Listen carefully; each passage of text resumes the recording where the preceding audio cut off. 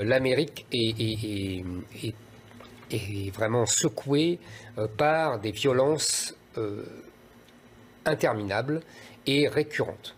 On l'a vu après la mort de George Floyd, on l'a vu depuis le résultat des élections américaines, les nervis de Black Lives Matter ont saccagé des rues à Washington, et jusqu'à présent, en face, si j'ose dire, les Trumpistes ne réagissaient pas. Là, on a vu, et la réaction a été spectaculaire, si j'ose dire. Et donc il y a cette violence que René Girard aurait appelée mimétique, c'est-à-dire que la violence des uns répond à la violence des autres, et la violence des uns était censée répondre d'ailleurs à la violence de la police. Enfin, vous vous souvenez, donc on voit bien cet engrenage de la violence, de cette violence mimétique entre les uns et les autres. Ça, c'est une première chose. La deuxième chose, il y a d'abord tout bêtement de la technique policière. C'est-à-dire qu'on peut quand même s'interroger. Alors, je sais que sur les réseaux sociaux, certains s'interrogent de façon qu'on pourrait qualifier de complotiste sur l'extraordinaire passivité de ceux qui sont chargés de protéger le Capitole. Vous imaginez en France. On ne pourrait pas rentrer comme ça à l'Élysée ou à l'Assemblée nationale. Mais habituellement, on ne rentre pas comme ça dans le Capitole. Et là, on rentre dans le Capitole comme dans du beurre. Bien sûr. Donc, il y a deux façons de réagir. Soit, j'ai vu les Black Lives Matter disent, bah oui, ils ne tapent pas sur eux comme sur nous. Soit, à l'inverse, on pourrait dire aussi, c'est quand même bizarre qu'ils soient rentrés aussi facilement. Surtout qu'ils sont assez spectaculaires. Hein. Le type qui ressemble à David Crockett, là, tout le monde l'a vu. Jamiroquai. Il est devenu célèbre.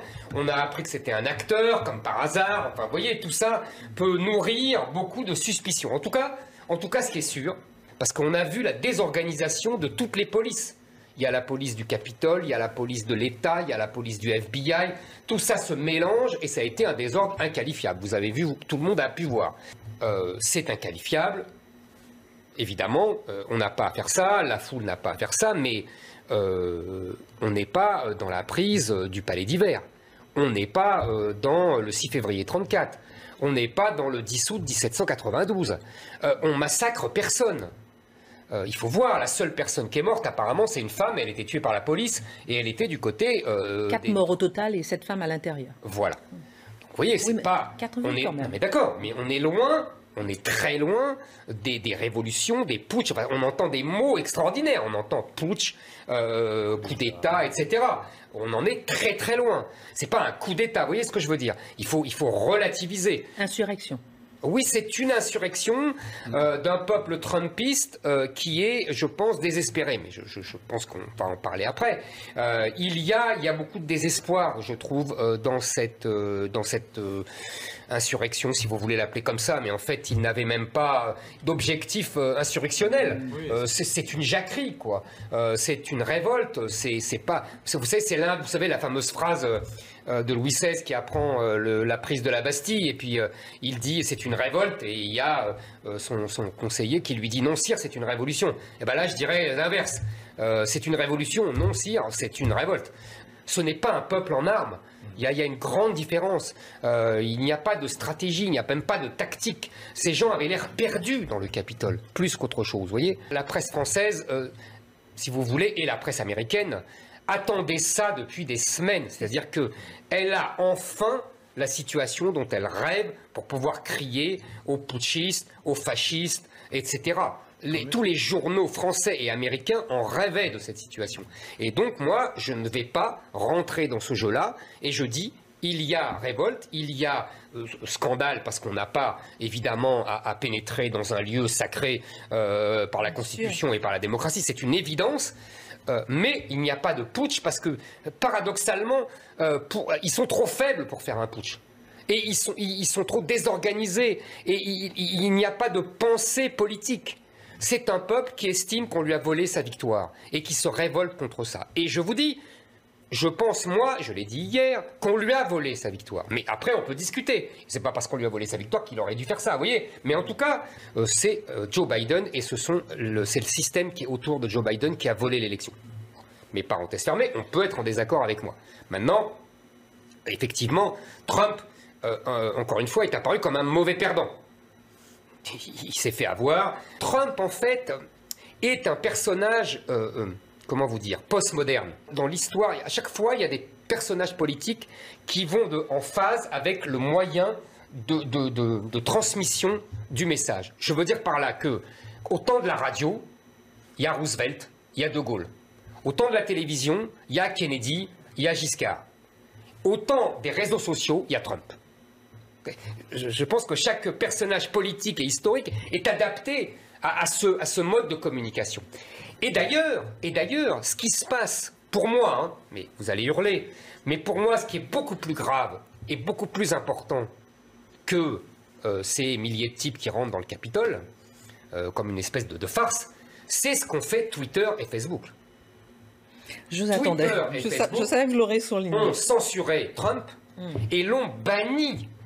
Pourquoi pour vous c'est plus grave? Pourquoi? Mais parce que ces gens-là s'autorisent une intervention dans la vie politique qui est absolument scandaleuse. De quel droit ils censurent les uns et pas les autres? De quel droit ils censurent les uns? Je sais parce que moi j'ai affaire à Facebook, je vous l'ai déjà dit ici, mais régulièrement des comptes d'amis d'Éric Zemmour, etc. sont fermés. Mais de quoi se mêlent-ils ces gens? En quoi peuvent-ils juger de ce qui doit être dit et de ce qui ne doit pas être dit? Ils sont élus par qui? Il leur est demandé régulièrement, effectivement, de prendre la place du juge. Mais vous avez tout à fait raison, Christine. Et c'est le grand paradoxe. En France et en Europe, maintenant, quand on veut dire « Ah ben, on lutte contre Facebook », c'est pour être encore plus liberticide et pour les pousser à censurer les gens. Mais c'est un scandale démocratique. Après, on vient se parer de la démocratie et on vient donner des leçons à des milliers de types qui rentrent au Capitole. Mais c'est beaucoup plus grave de la part de Facebook et de Twitter qui centralisent des millions d'informations sur toutes nos vies. Elle est beaucoup plus puissant que ce pauvre type qui ressemble à David Crockett. Vous voyez la disproportion. Les vraies menaces pour la démocratie, c'est Facebook et Twitter. Ce n'est pas David Crockett. Parce que qu'est-ce que c'est que Twitter et Facebook si la quintessence du capitalisme mondialisé? Je pense, vous savez, aujourd'hui, avec le recul qu'on a aujourd'hui, je pense que la grande erreur de Donald Trump, la plus grande erreur de Donald Trump, c'est de ne pas avoir cassé les réseaux sociaux au nom du droit de la concurrence. Parce que quand vous avez un monopole, quand dans une économie, il y a un secteur, une entreprise qui a pris une importance trop grande et qui a une puissance de monopole qu'elle peut imposer son hégémonie à tout le reste de l'économie, on estime que les lois de la concurrence ne s'appliquent plus et que c'est à l'État, c'est les libéraux qui disent ça, hein, c'est pas des socialistes et des communistes, hein, et que l'État doit casser le monopole qui entrave la concurrence. Je pense qu'il aurait dû casser Twitter et Facebook qui aujourd'hui ne se privent pas de l'achever. Et c'est très intéressant parce que l'Amérique va se franciser. C'est-à-dire qu'on va avoir deux partis républicains. Un parti républicain anti-Trump et un parti républicain trumpiste. LR et le FN. Je caricature bien sûr, mais tout le monde aura compris. Et en face, on va aussi avoir potentiellement deux partis démocrates. Valls et Mélenchon. Les républicains et les islamo-gauchistes. Aux États-Unis, on aura Biden et Kamala Harris. Je fais exprès de caricaturer. Vous voyez, le centre-gauche et là aussi les décoloniaux, les islamo-gauchistes, etc. On va vers un paysage américain qui va être fracturé. Mais c'est tout à fait normal parce que la société n'a jamais été si fracturée depuis le 19e siècle. Un, on leur a volé leur victoire. Et deux, ils savent que la démographie joue contre eux. Ils savent que si, avec Biden, on continue, on reprend les vagues démographiques venues d'Amérique du Sud, venues d'Afrique, etc., les blancs trumpistes vont être balayés. Donc il y a une espèce d'arrière-plan tragique dans cette histoire. L'histoire est accouchée par la violence, Marx. Il y a une violence légitime contre la violence de classe du patronat et du pouvoir. Et la violence légitime, c'est la violence du peuple qui est abandonné, qui est martyrisé, qui est marginalisé. C'est exactement le peuple trumpiste.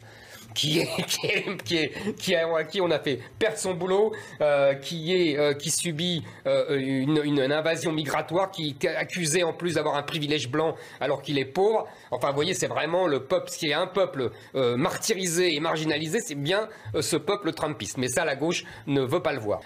C'est le début de quelque chose. Le peuple trumpiste est comme les gilets jaunes. Ces mouvements sont les reflets de l'époque. oui, comme la Révolution française, c'est le fruit des philosophes, Robespierre qui cite Rousseau tout le temps, etc. On est le produit de sa génération, de ce qui s'est passé. Et là, les gilets jaunes, comme les Trumpistes, sont le produit de cette anomie d'une société, des individus, individualistes, etc. Trump ne veut pas faire de coup d'État et il est débordé par sa base. Vous voyez, le basculement d'époque est absolument très signifiant.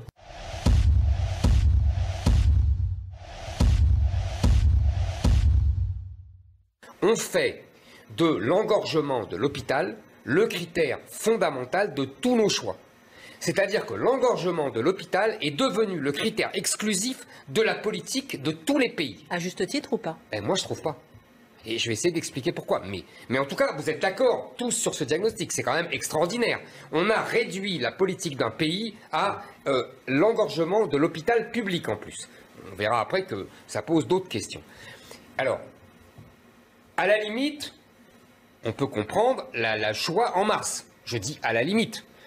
À mars, on était complètement pris dans l'inconnu. Même si on pouvait dire que les Chinois avaient été atteints en novembre, je crois, novembre ou décembre, et que dès janvier, tout le monde, enfin, dans les cercles dirigeants, tout le monde savait que ça nous tombait dessus, qu'on avait l'exemple italien, mais comme l'a dit très justement Jean-Sébastien, notre arrogance française habituelle vis-à-vis de nos frères italiens, c'est des clowns, ils n'ont pas de système social, ils jouent de la mandoline toute la journée, et ils ne sont pas capables d'avoir des hôpitaux, merci pour eux, donc résultat, on a fait aussi mal qu'eux.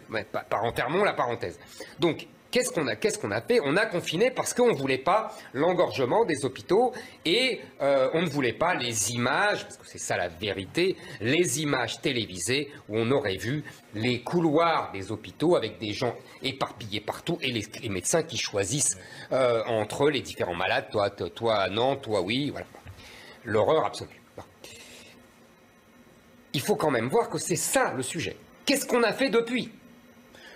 Monsieur Véran était venu le 27 août nous dire « Vous inquiétez pas, pendant l'été, on a plus que doublé les lits de réanimation. On est passé de 5 000 à 12 000. » Il s'est foutu de nous. En octobre, il n'y a pas longtemps, le Premier ministre Castex est arrivé en disant « Non, en fait, on n'aura pas les 12 000, on va aller déjà à 5 008 et déjà ça sera beau. » Pourquoi? D'abord parce qu'on n'a pas fait les lits, on ne les a pas achetés, on n'a pas construits, etc. Mais surtout, pourquoi on ne les a pas fait? Parce qu'on n'a pas le personnel. On n'a pas le personnel parce qu'on paye le sous-recrutement, on paye que les gens, comme on les paye peu, ils ne veulent pas venir. Vous savez, on manquait de 7000 infirmières pendant le printemps. Vous savez combien on est aujourd'hui? 34 000. On manque de 34 000 personnes.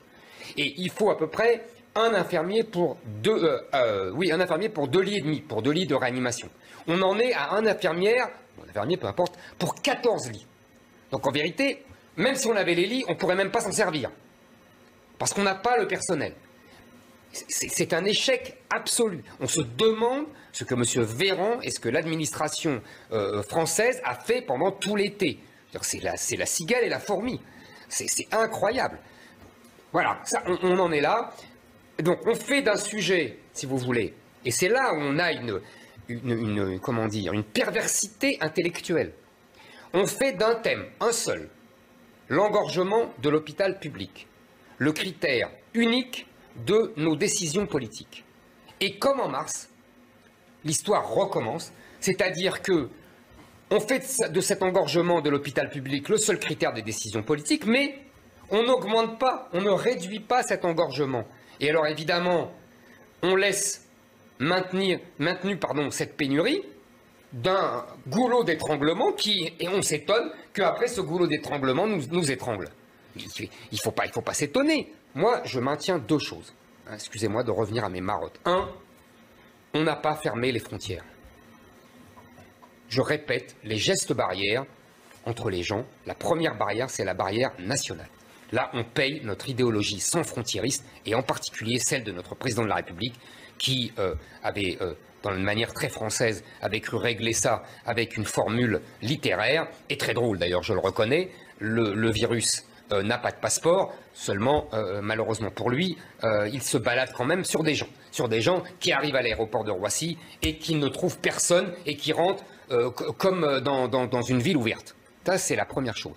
Et deuxièmement, on fait de l'engorgement des hôpitaux publics le test majeur. Sauf que on ne règle pas la question des liens avec les cliniques privées. Et deuxièmement, on a peur d'engorger les hôpitaux et qu'il n'y ait pas de lit de réanimation et qu'on dise « Ah ben toi on te réanime, toi on ne te réanime pas ». Bon, choix cornélien, impossible. Mais avant, on peut peut-être éviter qu'ils arrivent à la réanimation. On peut peut-être essayer de les soigner. Et là on revient à la question Raoult. Moi, je ne suis pas ni un pro-Raoult, ni un anti-Raoult, mais au moins, il pose une bonne question. Il pose une question qui est, on peut peut-être essayer de les soigner avant qu'ils n'arrivent à la réanimation. Non pas pour les guérir. Alors, regardez, je prends un exemple qui n'a rien à voir, une comparaison, parce que c'est notre génération. Le sida, on ne guérit pas. Mais on a trouvé des soins et qui retardent, vous voyez, la mort des gens et qui empêchent la mort des gens. Et c'est quand même un progrès extraordinaire. Donc on pourrait, c'est ce que dit Raoult, il a raison là-dessus. Enfin, c'est d'une logique, il n'y a pas besoin d'être un grand médecin. On pourrait soigner les gens pour qu'ils n'arrivent pas à la réanimation et qu'on ne se retrouve pas dans ce mur de l'engorgement des hôpitaux. Macron a insisté, vous savez, vous vous souvenez de la séquence quand il est allé voir Raoult, etc. Il a insisté pour mettre dans l'étude qui était faite par les administrations sociales le protocole médical de Raoult.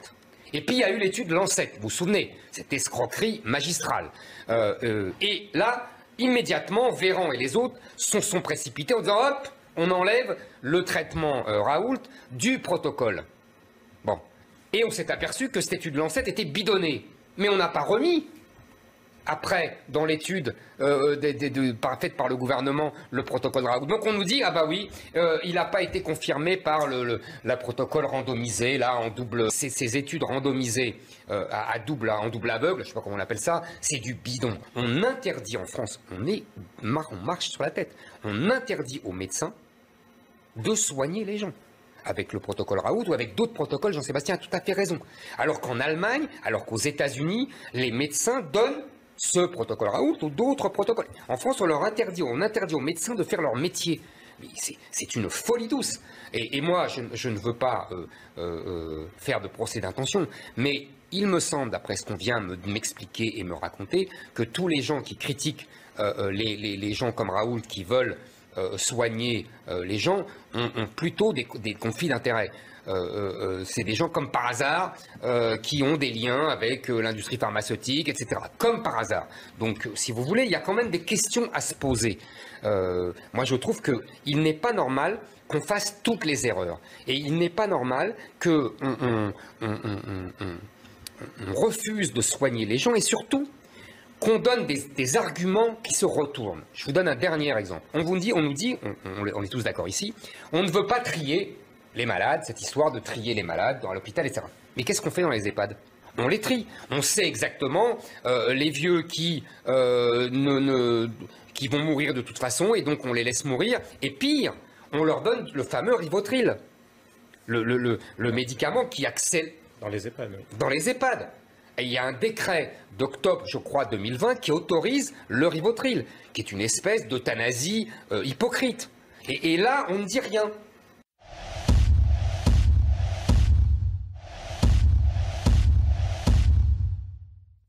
Ça, c'est une histoire qui a commencé dans les années 80, avec SOS Racisme, avec l'antiracisme. Mais on a extirpé le mal, ça y est, c'est fini. Les programmes ont déjà été extirpés, les cerveaux ont déjà été nettoyés. Ce n'est plus possible. Aujourd'hui, nous sommes passés à une deuxième étape. Ce qui se passe là, c'est la volonté de détruire l'histoire d'un peuple, de détruire l'histoire d'une civilisation pour l'éradiquer et pour la remplacer. C'est ça qui est l'enjeu aujourd'hui. Quand on saccage la statue de Churchill, là, ça veut dire que tout est possible. Ça veut dire qu'il n'y a plus de limite. Ça veut dire que si Churchill est raciste, le général de Gaulle aussi est raciste. Quand il dit qu'il ne veut pas que son pays devienne Colombey les deux mosquées, il faut aller saccager la statue du général de Gaulle. Il faut tout faire. Il faut interdire Voltaire parce qu'il a écrit une pièce qui s'appelle Mahomet. Et je ne vous parle même pas de Céline. Il faut interdire Balzac parce qu'il est réactionnaire. Il faut interdire Molière parce qu'il a écrit une pièce comme La femme des femmes savantes, qui est une pièce misogyne. Il faut aller au-delà. Il faut, par exemple, que les Juifs demandent que les Saint-Louis ne soient plus évoqués parce qu'il a persécuté les Juifs. Il faut que les protestants exigent que Richelieu et François Ier soient exclus, les statues soient saccagées, etc. parce qu'ils ont persécuté les protestants. Il faut même que les gens d'origine vietnamienne demandent à ce qu'on détruise la statue du général Leclerc parce qu'il a fait la guerre au Vietnam. Vous voyez, c'est sans fin. C'est sans fin. L'enjeu aujourd'hui, je vous le répète, c'est la destruction d'une culture, d'un peuple, d'une civilisation qui est français. Et on voit bien que là, il y a une volonté délibérée d'abattre tout cela. Mais là, on est passé à un autre stade. Et c'est pour ça que Autant n'emporte le vent est très intéressant. Le film sort en 1939. Le jeune Martin Luther King, pour la sortie du film, chante dans l'église pour la sortie du film. Martin Luther King. Le film, qu'est-ce que c'est? C'est pas du tout la caricature et l'éloge de l'esclavagisme, comme on le dit. C'est une bêtise. En vérité, ce film, c'est beaucoup plus subtil. Scarlett O'Hara, elle hésite entre deux hommes et elle choisit le plus iconoclaste, le plus arrogant, le plus insolent, celui qui en fait méprise les gens du Sud parce qu'il sait qu'ils vont perdre. En plus, cette Scarlett O'Hara, on peut la voir à l'aune des critères d'aujourd'hui. C'est une femme indépendante, c'est une rebelle, c'est une femme libre, comme on dit dans la presse féminine.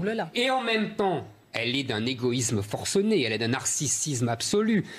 Toute la complexité de l'âme humaine sera détruite. C'est du totalitarisme. C'est-à-dire, vous savez, Staline, il interdisait certains films, il interdisait certaines statues, il gommait sur les photos quand il y avait Trotsky. Mais nous sommes la même chose. Nous avons une idéologie totalitaire qui est... C'est pour ça que je vous dis, je me suis permis, mon cher Marc, de vous dire que c'est dépassé. L'enjeu de la liberté de penser est déjà dépassé. Ils sont aujourd'hui à vouloir nous refaçonner comme un régime totalitaire. Il y a une unité dans tout ça. Il y a une unité. C'est justement l'idéologie du politiquement correct. Oui, les minorités doivent dominer, doivent prendre leur revanche sur l'homme blanc hétérosexuel. C'est ça l'enjeu. Et alors là, vous trouvez l'unité avec les féministes, avec les militants noirs, avec les militants islamiques. L'unité, c'est l'ennemi. Mais Carl Schmitt a tout dit, vous savez, la politique, qu'est-ce que c'est? Ami, ennemi. On désigne l'ennemi, c'est l'homme blanc hétérosexuel. Tous les autres se mettent derrière pour l'abattre. Effectivement, on veut criminaliser la France et les héros de la France. Et dans tous les autres pays aussi, à Londres, en Grande-Bretagne, partout au Royaume-Uni. Bien sûr. Mais je vous dis, quand on en est à saccager la statue de Churchill, c'est un symbole impeccable. C'est comme la statue du général de Gaulle en France. C'est-à-dire que c'est le type le plus intouchable de l'histoire du XXe siècle. S'ils en sont là, ça veut dire qu'ils veulent détruire l'Angleterre. Et ça veut dire qu'ils veulent détruire l'imaginaire anglais comme ils veulent détruire l'imaginaire français. On commence par saccager les statues et après on massacrera les gens. Quand on entend le ministre de l'Intérieur, Castaner, dire qu'il est prêt à s'agenouiller pour se faire pardonner par des Noirs, on ne sait pourquoi. Comme si, imaginez l'inverse. Imaginez si on disait qu'il y a des Noirs qui doivent s'agenouiller devant des Blancs, le tollé légitime que ça ferait. Mais qu'est-ce qu'il y a donc dans cette histoire depuis 15 jours? Que des Blancs qui sont cloués au pilori parce qu'ils sont Blancs. Nous sommes dans une guerre raciale. On nous impose une guerre raciale. Et c'est ce que j'allais vous dire pour Castaner. Castaner dit « l'émotion prime le droit ». Il est ministre. L'émotion prime le droit. Bon. Et il y a quelque chose... attendez, il y a quelque chose qui a choqué, mais moi, il y a une chose qui m'a encore plus intéressé. À un moment dans son intervention, il dit « Vous comprenez, l'antiracisme est à la base de mon engagement politique ». Personne n'a relevé cette phrase, et je le crois tout à fait sincère. Mais bien sûr, vu son âge, vu sa génération, vu son engagement socialiste, d'où il vient, je le crois tout à fait sincère. C'est les années 80, l'antiracisme dont je vous parlais tout à l'heure. Et c'est là qu'on voit la perversité profonde du discours antiraciste. C'est-à-dire que le discours antiraciste a donné tous ses fruits. C'est-à-dire que maintenant c'est un racisme. Et que Castaner ne peut pas s'opposer en tant que ministre à une idéologie qu'il a nourrie. Dans toutes les défaites d'Emmanuel Macron, il y a la pensée de Julien Drey. L'antiracisme est devenu un totalitarisme raciste qui a été adopté par la gauche. Et quand vous parlez des responsables politiques, il faut aller au-delà de Castaner. On a vu Mélenchon traiter les policiers, la police de racistes, uniquement pour essayer de faire ami-ami avec ces groupuscules qui sont révolutionnaires et qui sont anti-républicains. On a vu Madame Belloubet, ministre de la Justice, demander comme une audience à Assa Traoré, qui est la sœur d'innombrables voyous. Et ça, c'est Madame Belloubet qui demande. Et en plus, il se paye le luxe de refuser, alors que c'est contraire à la loi. On a entendu Christiane Taubira. Christiane Taubira. On dira à Assa Traoré qu'elle est une chance pour la France. Exactement, Christiane Taubira faire des poèmes de CM2 à la gloire de la mère de Traoré. Et dire que c'est une chance pour la France. Mais où est la chance pour la France avec des gens qui sont condamnés à d'innombrables années de prison? Chacun son avis. Où en est-on? Et vous voyez, c'est ça, quand vous me disiez, est-ce que les politiques ont perdu l'initiative? Un leadership idéologique? Il n'y a plus d'initiative, il y a au contraire une soumission absolue à cette idéologie raciste qu'est l'antiracisme.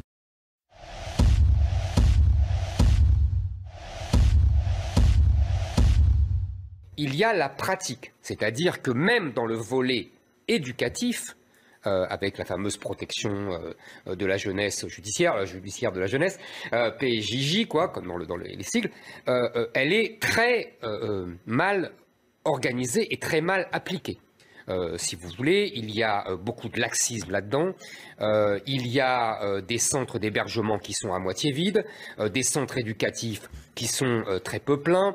Quand on parle de centre éducatif, on se pousse du col, parce qu'en fait, en guise d'éducation, c'est surtout de la garderie et de l'occupation. En fait, il y a très peu de contrôle. Les jeunes qui sont mis là peuvent repartir comme ils veulent. Ceux qui s'occupent de cette PJJ devraient être des diplômés d'État. Hein. Or, le plus souvent, ce sont des Bac+2 qui sont formés sur le tas. On embauche volontiers ce qu'on appelle depuis Jospin les grands frères, qui en fait sont très souvent des complices des mineurs délinquants. Il y a beaucoup de complicité, beaucoup de laxisme. Franchement, même le volet éducatif devrait être repris en main. Et je ne parle pas du volet sanction, parce qu'alors là, répressif, merci, parce qu'alors là, c'est le volet des juges pour enfants. Les juges pour enfants qui, eux, ne voient que le volet éducatif là-dedans, et c'est d'ailleurs général dans la société. Vous savez que, par exemple, pour les demandes d'asile, quand c'est des mineurs, quand ce sont des mineurs, ils ont 80% de chances d'être acceptés. Quand ce sont des majeurs, 20%.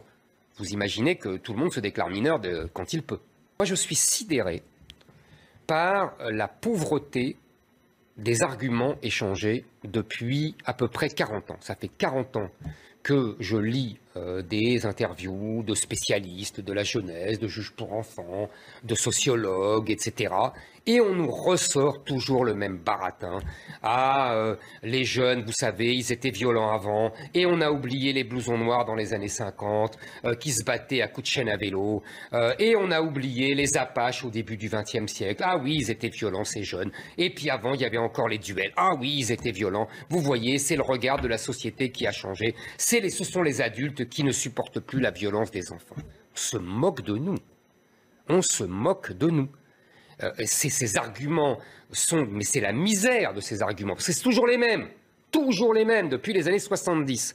En vérité, il s'est passé un basculement civilisationnel, anthropologique et ethnique, c'est-à-dire que la délinquance dont on parle a changé de nature à partir de la fin des années 70 et le regroupement familial. À partir du moment où les enfants de l'immigration maghrébine et africaine sont venus d'Algérie, du Maroc, d'Afrique, ça a changé de nature. La délinquance a tout de suite pris une autre tournure dès la fin des années 70. Vous savez, pour écrire mon livre « Le suicide français », je m'étais plongé dans la presse des années 70. Et j'avais vu Le Figaro, Le Monde, Libération. C'était très intéressant parce qu'on s'apercevait et je m'étais aperçu que dès la fin des années 70, ça commence tout de suite. Il y a tout de suite, au départ, c'est les vols de radio qui frappent les gens. On vole les autoradios. Et ça scandalise évidemment les gens de catégorie populaire, hein, qui ont une petite voiture et qui sont tout contents d'avoir comme luxe l'autoradio. Ça commence comme ça. Et après, de plus en plus de vols, de plus en plus de trafic de drogue, de plus en plus de viols, de crimes, etc. Il y a un basculement. Alors, on reste toujours avec les mêmes concepts datés. C'est pas l'ordonnance qui est datée, c'est les concepts. Si vous voulez, comment on nous explique ça? On nous explique ça soit par le social. Ah, ils sont pauvres, donc ils ont... Voilà. Soit par le psychologique. Ah, ils sont malheureux, enfants divorcés, enfants de machin, etc. Bon. C'est ce que j'appelle une espèce de vulgate marxisto-freudienne. Hein, un peu de marxisme, un peu de freudisme, et hop, on a la sauce. Sauf que ça ne correspond plus à la réalité. Pour une raison très simple. C'est que si c'était le cas, il n'y aurait pas cette uniformisation de l'origine des gens qui sont des jeunes délinquants. Il y aurait dans les quartiers pauvres des lointaines villes, des ch'tis ou d'autres qui seraient terriblement délinquants. Il y en a, mais ils sont ultra minoritaires. Il y a dans le texte dont vous avez parlé, là, de la pétition, une phrase très intéressante. Ils disent nous devons replacer la protection de nos enfants au cœur des enjeux. Chaque mot est un mensonge. Pourquoi? Parce que ce ne sont pas des enfants. Ce sont Ce ne sont pas nos enfants. Non, attendez. Ce ne sont pas des enfants, parce que ce sont des délinquants aguerris. Ce ne sont pas nos enfants, parce qu'ils ne se reconnaissent pas comme nos enfants. Ils estiment qu'il y a les Gaulois d'un côté et eux. Ils s'identifient soit comme Algériens ou Marocains, soit comme musulmans, soit comme Arabes, soit comme Africains, soit comme d'une autre nationalité, des Roumains, ou, vous voyez, etc. Mais ils ne se reconnaissent pas comme nos enfants, ils ne se reconnaissent pas comme Français. Donc c'est ridicule de vouloir de les approprier comme Français. Et en plus, après la protection, c'est pas à nous de les protéger. On a à se protéger d'eux. Et si vous voulez, si on veut sortir de l'analyse marxisto-freudienne, psychologique et sociale, moi j'en livre une autre. Je pense que nous avons au contraire une analyse historique à mettre en œuvre et à développer. Je m'explique. On sait depuis, vous vous souvenez, on a eu le débat avec Alain Boer, le grand spécialiste, le grand criminologue, qui nous a expliqué, vous vous souvenez... On parlait de l'ensauvagement. Exactement, qu'il y avait un continuum entre la petite délinquance jusqu'au terrorisme djihadiste. C'était les mêmes, qu'on commençait par le vol, le viol, le trafic de drogue, etc. Bon. Donc, si vous voulez, ce sont les mêmes et il y a un continuum. Un autre grand spécialiste, Jean-François Guéraud, a écrit aussi là-dessus. Donc, si vous voulez, moi, c'est ce que j'appelle le djihad pour tous. Il y a le djihad du pauvre, il y a le djihad plus évolué. Tout ça, c'est la même chose. Il y a, si vous voulez, vous savez, dans le Coran, il y a ce qu'on appelle une distinction entre deux mondes. Le monde de la guerre et le monde de l'islam. En terre d'islam, on ne fait pas la guerre. En terre de non islamique, on fait la guerre. Donc, si vous voulez, ces gens-là font la guerre. Ils font une guerre qui est une énorme prédation à la fois économique, puisque le trafic de drogue fait vivre d'innombrables familles dans ces banlieues. On sait bien que les loyers sont le plus souvent payés en liquide. On sait bien que les familles remplissent les caddies en liquide. Vous savez, vous connaissez la phrase de Raymond Aron, les hommes font l'histoire mais ne savent pas l'histoire qu'ils font. Ben, je pense que les enfants, si j'ose paraphraser Raymond Aron, font une histoire mais ne savent pas l'histoire qu'ils font.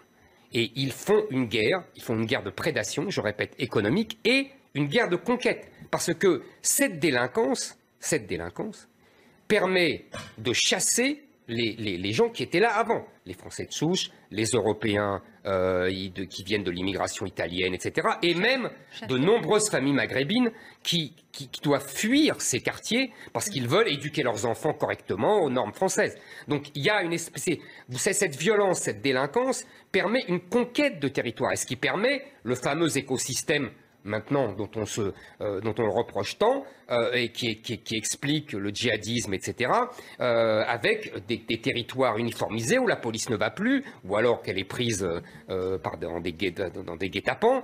Pourquoi? Parce qu'ils ont chassé les autres. Et ils ont chassé les autres comment? Par la délinquance. Donc, si vous voulez, On ne peut plus régler cette question avec des grilles de lecture sociales et psychologiques. Moi, j'en tiens à une grille de lecture historique, à une grille de lecture civilisationnelle, et je dirais même si on veut vraiment faire de la psychologie, si on veut vraiment faire de la psychanalyse, je recommande la grille de lecture d'un grand historien, Pierre Vermeuren, qui avait très bien expliqué que ces jeunes-là en veulent à leurs parents d'être allés travailler chez l'ancien colonisateur. Il y a un ressentiment vis-à-vis du colonisateur français et de leurs parents qui sont allés travailler chez le colonisateur. Et donc ils se vengent de cette situation. Il faut lire Vermeuren, qui est un des grands spécialistes français contemporains de cette histoire de la colonisation et de la décolonisation dans le monde maghrébin. C'est tout à fait remarquable. Et vraiment, j'invite tous les téléspectateurs à le lire. Et il explique très bien ça. Vous voyez, si on veut vraiment faire de la psychologie et de la psychanalyse, je pense qu'il vaut mieux suivre cette ligne-là. Moi, je prône un changement radical. C'est-à-dire que je pense qu'il faut d'abord renvoyer tous ces délinquants étrangers, qu'il faut en plus punir les familles, quand les familles sont de nationalité française, il faut les punir en supprimant les allocations familiales. Il faut en plus supprimer le droit du sol pour qu'à l'avenir, ces enfants ne soient plus français et qu'on puisse les expulser quand il y aura des actes de délinquance. Il faut effectivement punir ces gens. Vous savez, la punition est éducative en plus. Donc je pense qu'il y a tout à basculer, comme d'habitude, à renverser la table et non pas à faire du bricolage et à mettre des rustines pour accélérer les procédures. On est tout fiers de dire qu'on va, au lieu de faire 2 ans avant d'avoir une décision de justice, on va avoir 1 an. Et dernière chose, vous avez vu la grande habileté, encore de nouveau, comment on va liquider le stock. Vous avez vu, ça c'est la grande habileté de M. Dupond-Moretti, la dernière trouvaille. C'est-à-dire qu'ils vont éponger, ils vont passer l'éponge sur tous les faits qui sont trop vieux et qui ne sont pas trop importants, évidemment. Il ne faut pas quand même passer l'éponge sur des crimes, mais on va comme ça éliminer. Vous voyez, c'est un peu comme le bac. Pour permettre à tout le monde d'avoir le bac, eh ben, on baisse le niveau. Et là, pour pouvoir dire que les statistiques n'ont pas bougé, pour permettre à M. Dupond-Moretti de dire cet énorme mensonge que la délinquance juvénile n'a pas augmenté depuis 10 ans, depuis 20 ans, et ben, pour permettre à M. Laurent Mukieli, soi-disant spécialiste depuis 30 ans, qui nous explique qu'il n'y a absolument aucun problème et qui nous ressort ces comparaisons avec les Apaches et les chaînes à vélo des blousons noirs dans les années 50, on n'est plus dans la délinquance. On est dans une situation de guerre. Et que on croit que ce sont des enfants. Il y a eu déjà des armées d'enfants, on le sait, au Cambodge, etc. On en a souvenir en Afrique, et c'est ce que j'allais dire. Donc il faut arrêter de dire que ce sont des enfants. Ce ne sont pas des enfants, ce sont des enfants très violents et qui nous font la guerre. C'est un diagnostic. Je n'incrimine personne. Vous voyez, c'est un diagnostic historique. Je récuse le diagnostic social et psychanalytique qu'on vous nous imposez. Je pense qu'il est erroné et que mon diagnostic historique est vrai. Je n'oblige personne à l'approuver. J'ai passé mon enfance dans les banlieues qui sont aujourd'hui ce qu'on appelle des zones de non-droit. Vous les avez fait ? J'ai connu, quand j'étais enfant, ces tours, ces immeubles que vous décrivez. Je me souviens, toute ma famille était dans ces endroits-là. Quand on est arrivé d'Algérie, ils sont tous allés là. Et je peux vous dire qu'il n'y avait pas la délinquance que vous décrivez aujourd'hui. Les blousons noirs, mon cher Marc, j'ai connu. Je me souviens très bien. J'étais enfant. Les blousons noirs, c'était des violents. Ils frappaient des gens. Ils se battaient entre eux. Ils ne trafiquaient pas la drogue. Ils ne volaient pas. Ils ne violaient pas. Ça n'a rien à voir. C'est pour ça que je parlais du mythe. C'est pour ça qu'on nous bassine avec ça. Mais c'est faux. Tout ça est erroné. Et ces immeubles-là, je les connais, je les ai connus, j'ai grandi là-bas. Et je me souviens que ces quartiers étaient pacifiés, mon cher Marc. C'est faux de dire que c'est le bâti qui crée la délinquance. C'est un mythe encore des années 70-80. Il n'y avait pas de violence dans ces quartiers dans les années 60 quand j'étais enfant. Je me souviens. Il n'y avait aucune crainte des parents. Ma mère laissait la porte ouverte. Vous m'entendez? Elle ne fermait pas à clé. Et tous les gens dans la cité où j'étais ne fermaient pas à clé. Voilà. C'était ça le monde de la banlieue. Il y a eu un papier dans Le Monde que j'invite à retrouver il y a à peu près 1 an ou 2 dans le journal Le Monde. C'était d'ailleurs pour la dénoncer. Un papier sur une tour à Marseille. C'était pas une tour, c'était comment on appelle ça, une barre. Excusez-moi. Oui. Mais bon, c'est la même chose. Oui. Et ce papier était très dénonciateur parce que la journaliste du Monde, évidemment, voulait dénoncer cette barre parce que les pieds noirs étaient arrivés en 62 et s'étaient débrouillés pour refuser toute autre population. Et ils étaient restés entre eux, ils se repassaient les appartements entre plusieurs générations de pieds noirs, etc. Et la journaliste, j'invite vraiment tout le monde, c'est facile maintenant, avec Google, etc., à retrouver ce papier. Hein. La journaliste insistait sur le fait qu'il n'y avait pas un papier par terre, Marc, qu'il n'y avait pas un vol, que les vélos étaient laissés comme ça. Parce que ce n'était pas la même population, c'était une barre, de la même façon. Tous les ministres, tous les politiques depuis 30 ans refusent de voir ce qui se passe en France dans d'innombrables banlieues qu'on appelle maintenant les quartiers populaires depuis que le peuple français l'a quitté et qui sont des enclaves étrangères, qui sont régies par les caïds de la drogue, où le trafic de drogue innerve toute l'économie locale et permet à des tas de gens de vivre. Et que les maires, qu'est-ce qu'ils font dans ces quartiers? En vérité, ils sous-traitent l'ordre aux caïds de la drogue et ils sous-traitent l'organisation, le vivre ensemble aux imams. Vous savez, au 19e siècle, on disait la France monarchiste, c'est l'alliance du sabre et du coupillon. Et bien dans les banlieues françaises, c'est l'alliance de la Kalachnikov et du Coran. Et d'ailleurs, j'ai lu un article absolument remarquable dans le Marianne.net que je vous invite à lire. Moi, je l'imprime, vous savez, je suis un vieux jeton. Et qu'est-ce qu'ils nous apprennent? Que la réconciliation, que la paix entre les Tchétchènes et les dealers maghrébins s'est faite à la mosquée de la Fraternité à Quetigny le 16 juin à 22h30. Et il faut lire cette scène absolument extraordinaire. On voit le père du coupable s'excuser et donc le maghrébin et donc la victime accepter le pardon de l'offense. On est dans les livres d'Ismaël Kadaré. On n'est pas dans la religion de l'honneur. On est dans des enclaves complètement étrangères, dans un autre univers. Et la police française n'a rien à voir là-dedans. Et d'ailleurs, j'ai lu dans un autre journal que la police française le savait, qu'elle savait que les Tchétchènes allaient intervenir. Parce que tout simplement, comme elle n'a pas le droit d'intervenir vigoureusement, eh ben, elle laisse faire, elle sous-traite elle aussi. Tout le monde le sait en vérité, ma chère Christine. J'ai vu justement un message de Anne Niva, c'est un grand reporter qui est spécialiste normalement des... Remarquable reporter, Anne Niva. Remarquable, mais qui a dit il n'y a aucune arrestation de Tchétchènes à Dijon. Voilà. Les Tchétchènes avaient eux-mêmes prévenu les forces de l'ordre locales de leurs intentions. Ben voilà. Ces dernières ont laissé faire tant qu'il n'y avait pas de casse. Pardon, vive Anne Niva. Non, mais c'est... Elle met le parle d'or, il n'y a rien à dire. Voilà, c'est tout. Surprenant. Mais non, c'est pas ma chère Christine. Ce n'est surprenant que pour ceux qui veulent être surpris. En vérité, ça fait des années que c'est comme ça. Ça fait des années que c'est comme ça. Et on laisse faire. Et là, ça sort. Parce qu'il y a vraiment eu, on a vu des images avec des armes, etc. Donc ça choque tout le monde. Surtout 2 jours après la pantalonnade des Traoré Brothers. Mais si c'est la même chose qui demande à ce qu'on désarme la police, c'est la politique de la ville. C'est la politique de la ville qui date des années 80. Ça a commencé par une idéologie des géographes, des sociologues qui ont expliqué que le problème de la violence et de la pauvreté dans les banlieues, c'était l'urbanisme.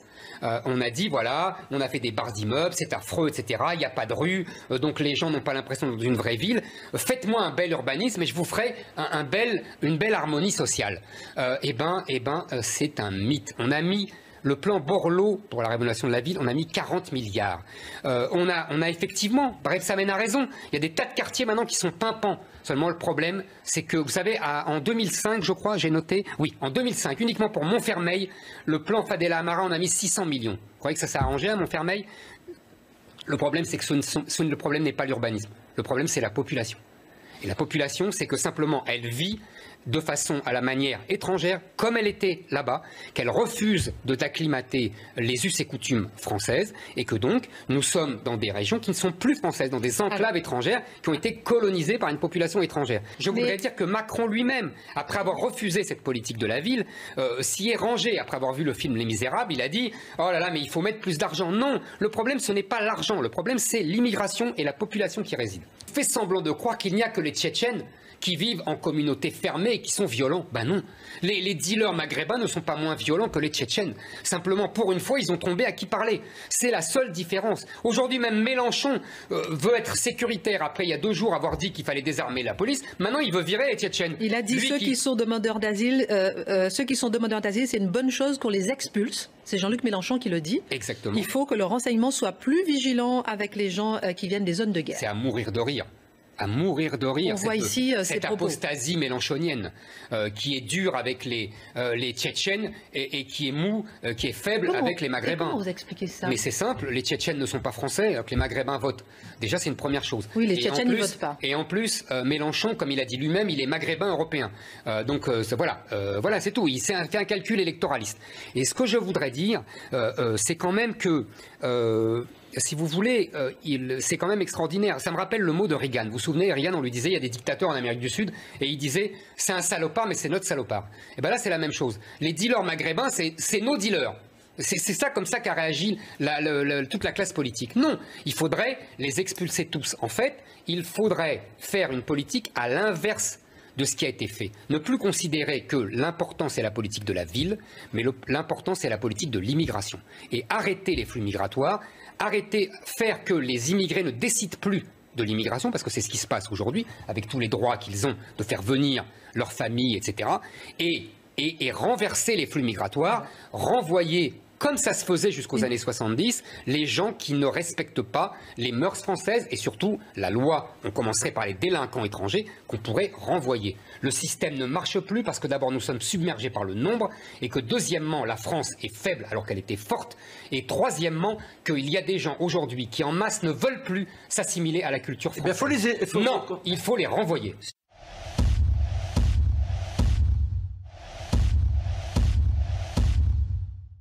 Les médias américains sont à la pointe d'un combat progressiste et qui est souvent financé par les grandes bourgeoisies progressistes américaines.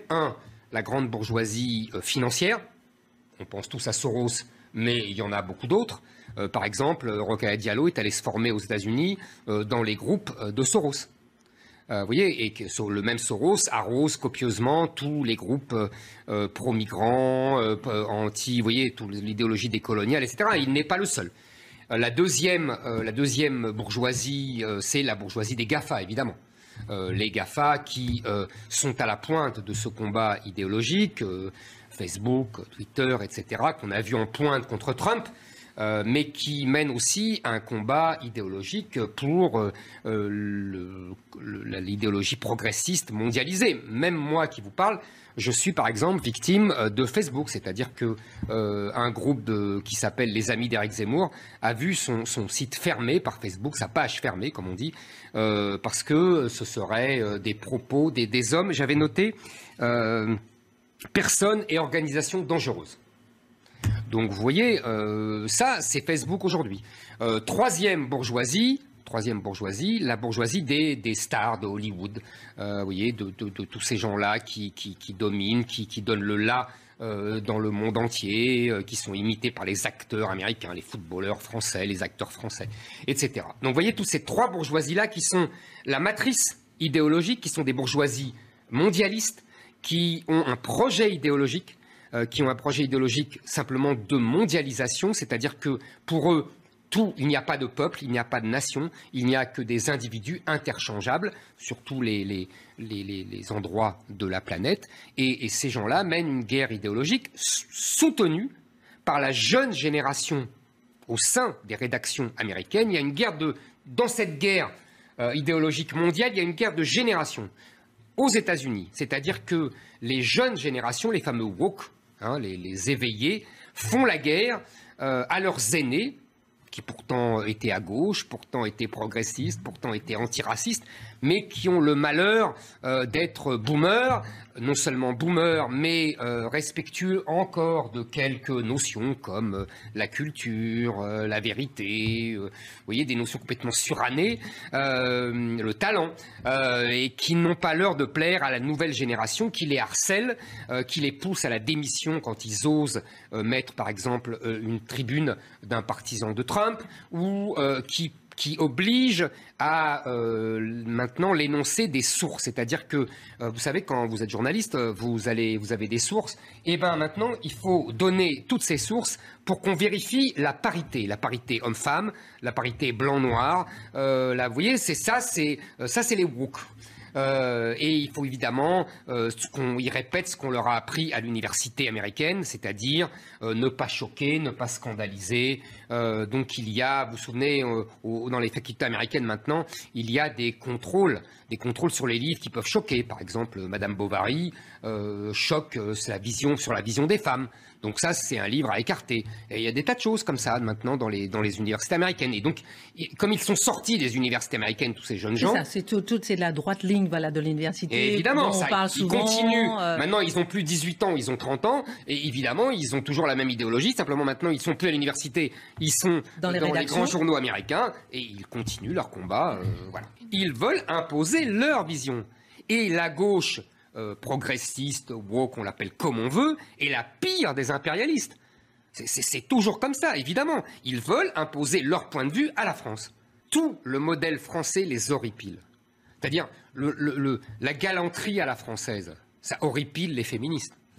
La conception nationale du peuple français, ça horripile les mondialistes, les GAFA, etc. Vous voyez, il y a le rapport aux religions et en l'occurrence à l'islam, mais il y a toutes les autres choses du modèle français qui les horripilent et qui les exaspèrent et qu'ils veulent détruire.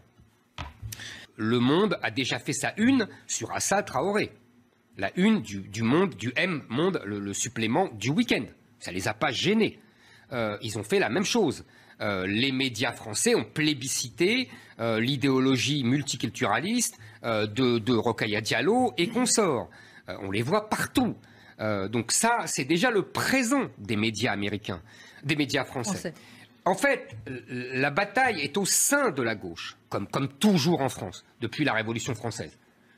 Tout se passe toujours au sein de la gauche. C'est la guerre des gauches qui détermine, comme la droite est soumise à la gauche, donc c'est la guerre des gauches qui détermine évidemment ce que va devenir le pays. Et là, qu'est-ce qui se passe? On a les fameuses deux gauches irréconciliables.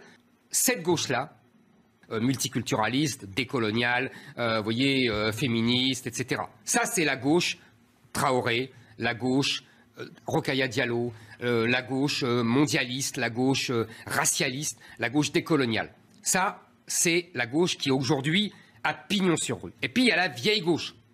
Je dis ça, la vieille gauche, avec tendresse, parce que j'ai de la compassion pour elle, et deux, je suis plus près d'elle, évidemment.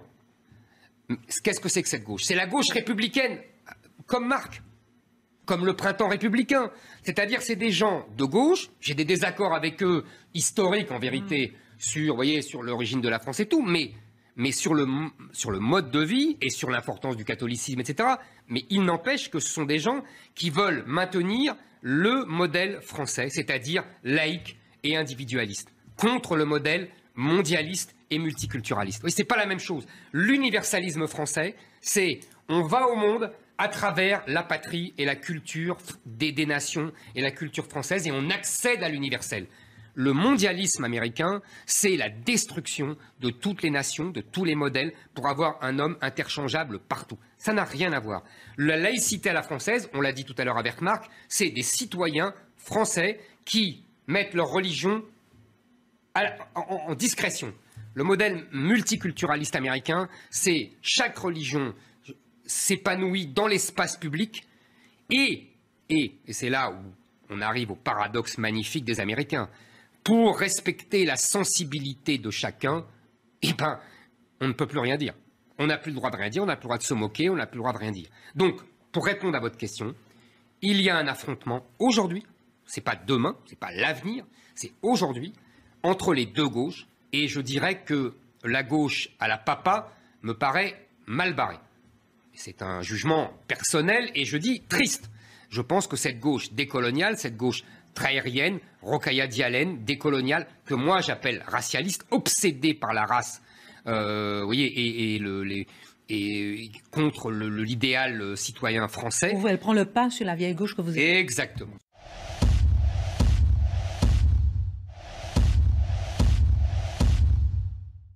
Pour vous donner une ordre de grandeur, en 1900, puisque j'ai parlé de 1900, il y avait 100 millions d'habitants en Afrique. Ils seront 2 milliards en 2050. Vous voyez, c'est exactement le dynamisme, et même au-delà de l'Europe au 19e siècle. En tout cas, ce qui est sûr, c'est que quand vous parlez de la Commission de Bruxelles, eux, ils alertent pour des raisons économiques. Ils ne parlent pas de ce que je vous ai dit au début, sur les raisons de puissance géostratégique, mais ils alertent sur le problème économique.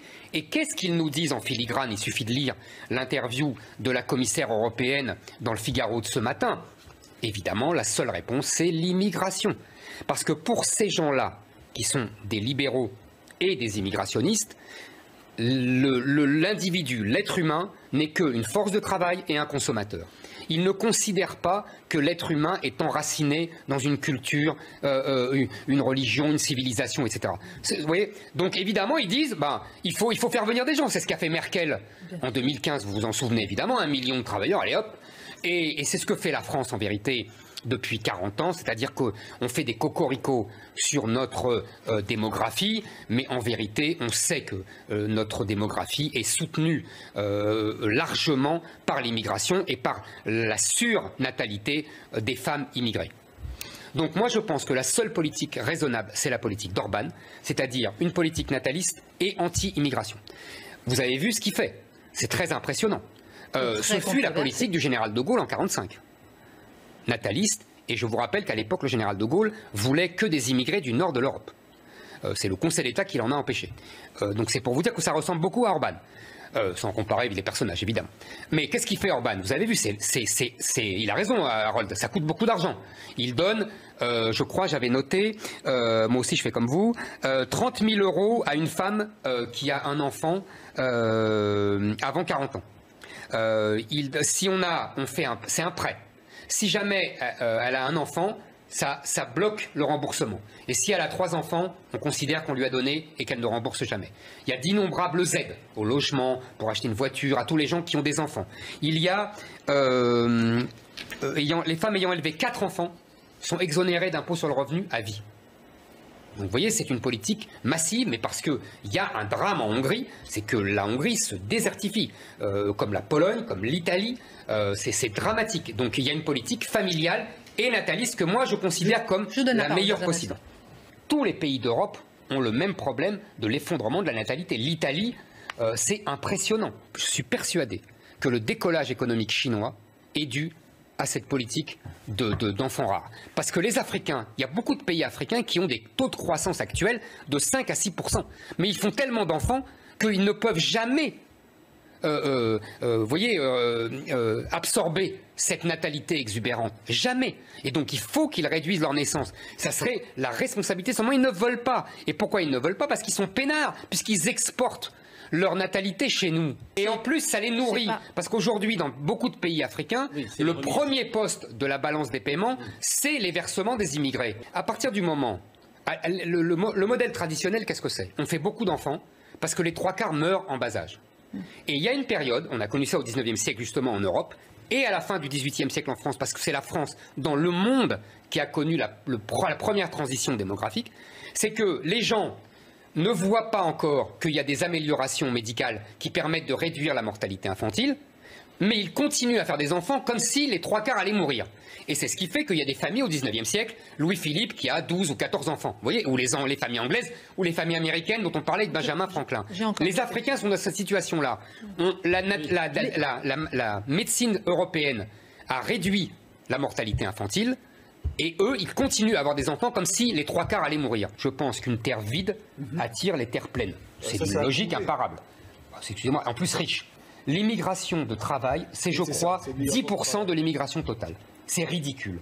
L'immigration massive, qu'est-ce que c'est? C'est le regroupement familial au sens large, c'est-à-dire enfants et les gens qui sont ici, maghrébins ou africains, et qui vont chercher une femme ou un mari au village. et qui la ramène, et qui le ramène. Attendez, et c'est les étudiants. J'ai une dernière question. Non mais excusez-moi, c'est ça les chiffres. L'immigration de travail, c'est 10%. J'implique qu'on ait une politique familiale qui soit limitée aux Français. Ça oui, c'est la préférence nationale. On n'a pas besoin de refaire une politique familiale, on l'a depuis 70 ans. En revanche, il y a des pays qui ne l'ont pas, et donc qui l'adoptent. Je supprime aussi le droit du sol. Pour moi, il y a 2 tabous majeurs. Un, l'histoire. En Allemagne, Hitler, politique nataliste, donc on ne veut plus de politique nataliste. En France, Vichy. Politique nataliste de Vichy, la fête des mères, etc. Ce qui est une erreur historique d'ailleurs parce que la politique nataliste a commencé avant Vichy, parce que c'est uniquement après le charnier de 14, on n'avait pas d'enfants, donc c'était une catastrophe, après tous les morts de 14, et donc ça a commencé dans les années 20-30, la politique nataliste. Même la politique contre l'avortement, c'est la réponse à 14. Et en 1945, la libération, le général de Gaulle a continué la politique de Vichy, qui avait elle-même continué, vous voyez, bon. Mais c'est un tabou historique. Et deuxième tabou, c'est le féminisme. Le féminisme, dans les années 60-70, s'est construit sur l'émancipation de la femme par rapport à la famille, et donc par rapport à la maternité. Simone de Beauvoir n'a pas d'enfant, et s'en vante. Donc il y a ces 2 tabous qui sont, vous avez tout à fait raison, c'est fondamental dans la discussion politique, et donc c'est pour ça qu'il faut, si on veut vraiment que les Français ou les Européens refassent des enfants, il faut affronter ces 2 tabous.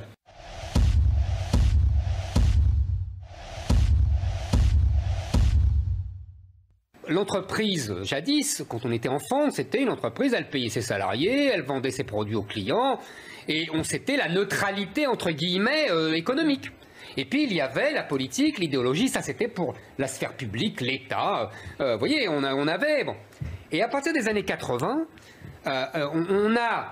c'est très intéressant d'ailleurs, pendant le même temps que la politique se dépolitisait, l'entreprise est devenu un enjeu politique. On en a fait le symbole de la liberté, grande époque du libéralisme, etc., contre la bureaucratie, contre le socialisme, etc. Et puis au sein même des entreprises, on a commencé à s'occuper de la vie des salariés. On a mis des salles de sport, on a mis des conciergeries pour s'occuper pour le théâtre et tout ça. Vous voyez, une petite espèce de vie. Au début, on a trouvé ça, tout le monde a trouvé ça formidable. Et puis, il y a eu un changement sémantique. Avant, il y avait, pour s'occuper des salariés, une direction du personnel. C'est devenu des DRH. Et c'est la sémantique, comme toujours, dit les choses. Direction du personnel, ça veut dire des relations personnelles. DRH, des ressources humaines, vous voyez, ça veut dire une abstraction. L'homme n'est plus rien, il est une ressource humaine. Et petit à petit, on a avancé là-dedans, on a commencé à... Les DRH, c'était les spécialistes des chartes des valeurs. Vous savez, dans les entreprises, maintenant, la mode, c'est de faire adopter des chartes des valeurs. C'est comme les valeurs républicaines. En vérité, c'est pour mieux se soumettre au politiquement correct. Donc les chartes des valeurs, elles sont toujours anti-discrimination, pro-féministe, pro-LGBT, anti-raciste. Toujours le même discours, la même idéologie dont je vous parlais tout à l'heure pour le défenseur des droits. Ça, c'est à l'intérieur. Et puis petit à petit, de l'intérieur, on est passé à l'extérieur. C'est-à-dire que les entreprises ont continué cette conquête, si j'ose dire, de l'idéologie, de la politique à l'extérieur. Et puis on a fait des campagnes de publicité de plus en plus engagées. Elles n'ont pas été poussées à se positionner? Ah non, mais je vais y venir. Okay. Vous avez raison. Il y a bien sûr eu des pressions. Mais là, ça s'est fait presque naturellement. Parce qu'elles voulaient montrer qu'elles étaient dans le vent, qu'elles étaient dans le coup. Alors on a fait des campagnes de publicité. Vous avez remarqué, il y avait toujours des campagnes de publicité pour le métissage. Il y a toujours un jeune homme noir charmant, ou un jeune homme arabe charmant avec une belle blonde. Ou alors des gays très sympathiques et puis des lesbiennes chaleureuses. Enfin, vous voyez, la propagande avancée. C'est une vraie propagande à travers la publicité, etc. On pense à Benetton. Oui, mais évidemment, Benetton a inventé ça, mais ils ont tous copié. Bon. Et ça, vous voyez, c'est les entreprises qui sont rentrées dans la bataille politique, dans la bataille idéologique. Et là, maintenant, on est à l'aboutissement de ça. Oui, c'est-à-dire que là, maintenant, elles disent « Ah ben, on doit être contre le racisme, etc. » Mais je vais vous dire, en fait, qu'est-ce qui s'est passé?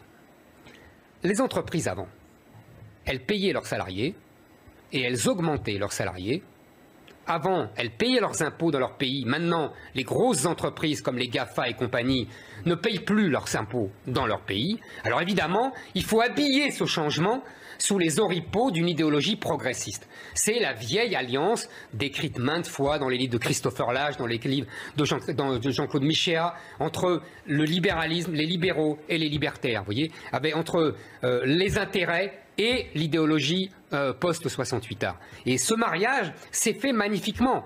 On peut continuer. Les entreprises ont toujours eu, par exemple, sur l'immigration. Elles ont toujours eu en faveur de l'immigration, parce que l'immigration, ça fait baisser les salaires des autres. C'est un grand classique. Marx, déjà, l'analysait. Donc là, évidemment, aujourd'hui, on défend ses intérêts, et en plus, on se part des atours du progressisme. C'est le beurre et l'argent du beurre. D'abord, il y a, comme d'habitude, une sociologie. Vous savez, moi, je reprends toujours le raisonnement marxiste. L'idéologie est le produit de la sociologie. Tous ces gens-là sont la même sociologie, ils sortent des mêmes écoles de commerce, des mêmes universités. Les publicitaires, j'ai l'habitude de dire que c'est les officiers traitants de la mondialisation. Vous voyez, tous ces gens-là ont la même idéologie, c'est les vainqueurs de la mondialisation. Donc ils adoptent l'idéologie de la mondialisation, celle que je vous ai décrite tout à l'heure. Et puis, pour ceux qui ne sont pas d'accord, c'est comme dans le milieu des acteurs ou des chanteurs. Ils se taisent, ils se font tout petits. Parce qu'ils ont peur d'être ostracisés par les autres, puisqu'il y a l'idéologie dominante qui évidemment s'impose à eux. Donc ceux qui ne sont pas d'accord, ils se font tout petits, et les autres en rajoutent, etc. Et donc ça fait un effet de masse et un effet de domination. Et maintenant, vous disiez Nike et Adidas, c'est très intéressant. Il nous reste 5 minutes, je vous laisserai réagir. Vous avez remarqué, parce que Nike a quand même été la cible. Mais il n'y a pas seulement, il y a eu les hijabs. Vous avez remarqué que Nike et Adidas sont les rois des costumes comme ça islamiques. Pourquoi? Ça ne vous a pas échappé que dans les banlieues, c'est l'uniforme. Les survêtements sportifs, Adidas, Nike, c'est un marché extraordinaire pour eux. Et alors, quand ils se font effectivement piller ou voler, c'est le risque du métier. Mais le marché est extraordinaire. Il y a un effet fantastique de mode et d'imitation. Ils donnent le là. C'est ces gens-là qui donnent le là. Tout le monde, tous les petits blancs veulent s'habiller en racaille et donc mettre les mêmes survêtements. Tout ça, c'est bon pour Nike et c'est bon pour Adidas. Et leurs intérêts, et ils se payent à bon compte une image progressiste. C'est magnifique. Vous avez le droit, vous avez tout là. Vous avez au tirage et au grattage. Qu'est-ce qu'il va laisser? Et ils récupèrent pas. Ils imposent une idéologie dominante qui défend leurs intérêts. Oui, l'idéologie libre-échangiste, antiraciste, défend leurs intérêts. Je pense qu'il n'y a pas de responsabilité sociale de l'entreprise là-dedans. La responsabilité sociale de l'entreprise, c'est de donner des bons salaires et d'investir. Oui, et c'est ce qu'ils ne font plus. Et donc je pense que c'est une arme pour justement dissimuler qu'elles ne jouent plus leur rôle. Et que donc c'est de l'image de propagande. Moi je pense qu'elles font de la propagande, ces entreprises. Quand elles créent un hijab, c'est un message qu'elles envoient et elles font de la propagande politique. Cas, je pense qu'il y a un manque du politique. Ça oui. Mais oui, voilà. Mais je pense qu'il y a et ça, vous l'avez dit au début, mais aujourd'hui, peut-être plus que jamais. Non, moi, je pense qu'il y a un système de propagande totalitaire. C'est-à-dire que l'idéologie dominante n'a jamais été aussi puissante et elle veut s'emparer de tous les cerveaux et tout est bon pour ça.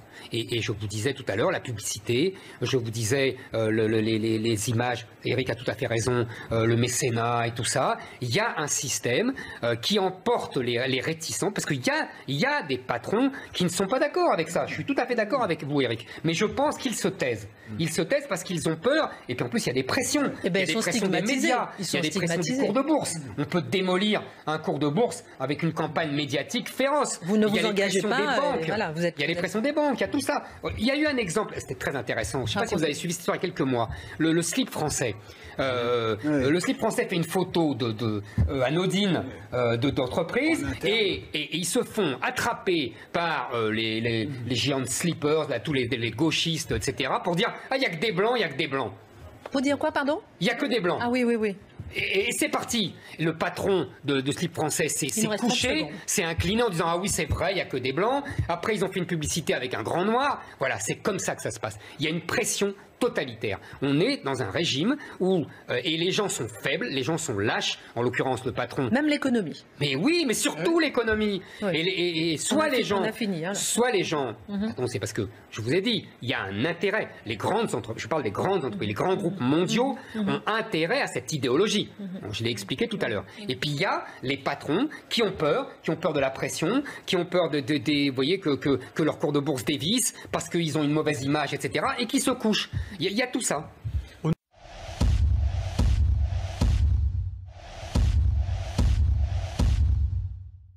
L'écologie politique, en vérité, c'est le nouveau-né du gauchisme. C'est-à-dire que c'est vert à l'extérieur et rouge dedans. Toute l'extrême gauche, depuis les années 70-80, a investi l'écologie politique et en a fait sa chose.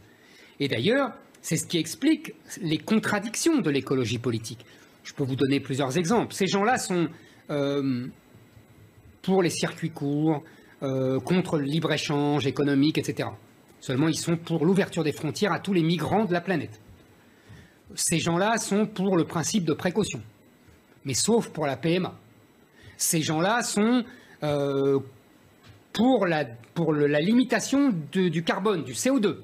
Mais ils sont quand même contre le nucléaire, qui est l'économie la plus pauvre en CO2.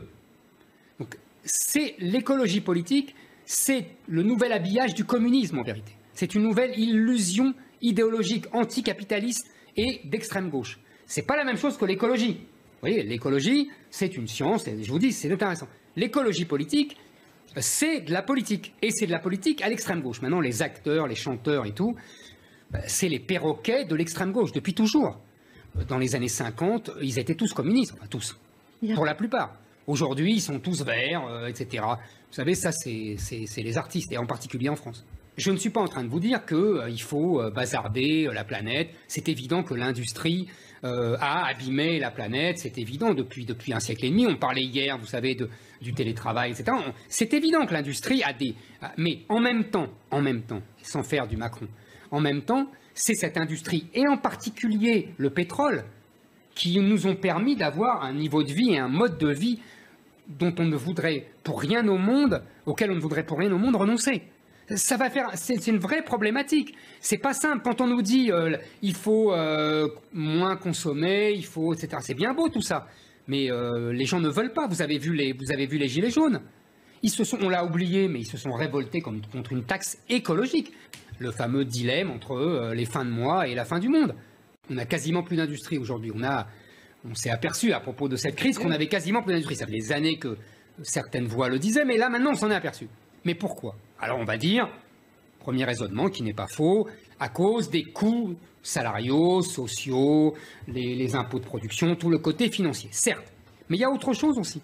Il y a les normes, et les normes écologiques, par exemple, qui ont chassé les normes écologiques qui sont appliquées en plus de manière très tatillonne par l'administration française, alors que les Allemands sont plus coulants, les Hollandais aussi. Le résultat, c'est que par exemple, la France a chassé la chimie du sol français. Chasser les raffineries de pétrole.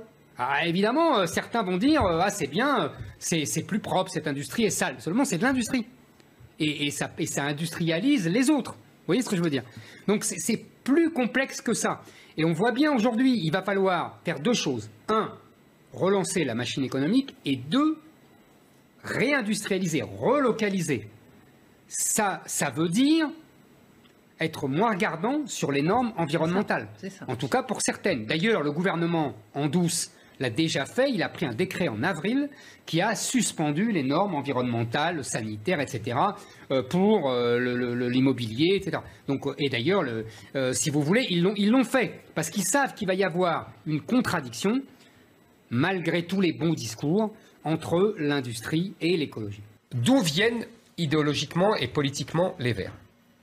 Du mouvement des années 60 contre la bombe atomique d'abord, puis contre les centrales nucléaires, puis contre les camps militaires. Vous vous souvenez, les camps militaires qu'on contestait, dans le Larzac et tout ça.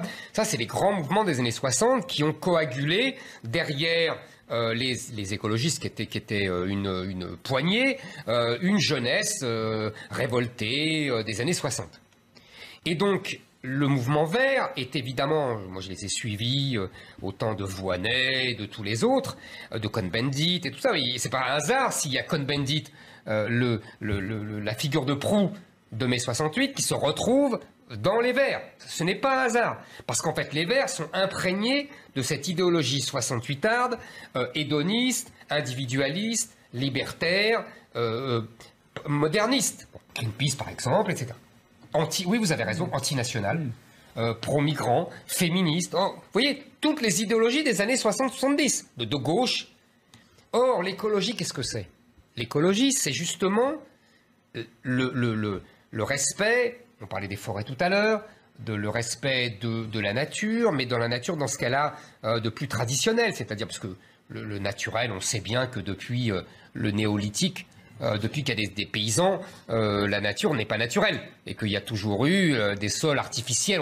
On parle aujourd'hui d'artificialisation des sols. C'est une bêtise. Les sols ont toujours été artificiels, toujours travaillés par l'homme depuis le néolithique. On devrait parler d'industrialisation des sols, on est d'accord. Vous disiez la prairie, c'est une invention de l'homme. Mais la prairie, c'est la forêt, c'est une invention de l'homme. La prairie, c'est une invention de l'homme. La prairie, c'est le premier saccage de la nature. Exactement. Tout est invention de l'homme. J'en suis bien conscient. Donc les écologistes ne peuvent pas nous dire que l'homme... Vous voyez, il n'y a pas de contradiction entre l'homme et la technique. Il faut l'apprivoiser, la technique. Mais il faut l'apprivoiser par une politique du patrimoine. Considérer que tout ce qu'on nous a fait, tout ce que nous avons fait doit être respecté, doit être préservé. Vous voyez, c'est une idéologie du patrimoine, de la transmission. En vérité, c'est une idéologie conservatrice, voire réactionnaire. Et vous comprenez bien la contradiction philosophique, pour parler comme Marx tout à l'heure, c'est-à-dire entre une idéologie progressiste, individualiste et donc hédoniste, et donc qui ne connaît que le primat de l'individu qui a tous les droits, avec cette idéologie écologique qui, au contraire, fait privilégier la tradition, le passé, la conservation. Et ils sont dans cette contradiction philosophique et ils n'en sortent jamais. Ce qui fait qu'ils s'arrêtent à des détails. On voit des pistes cyclables. Ils se veulent de gauche parce qu'ils viennent de là. Et ils ne s'imaginent pas. Il y a eu des gens d'écolos de droite. Ils ont été laminés. Il y a, si vous voulez, un lien entre, je l'ai dit, la vraie écologie, la tradition, la défense des peuples enracinés. Ça devrait être logique. Les écologistes devraient être contre l'immigration. Puisque justement, ça détruit complètement les équilibres des populations. Ils devraient être contre. Et d'ailleurs, ça détruit dans les pays d'origine des migrations et dans les pays d'entrée et d'arrivée des migrants. Ils devraient être contre ça. Or, ils sont pour.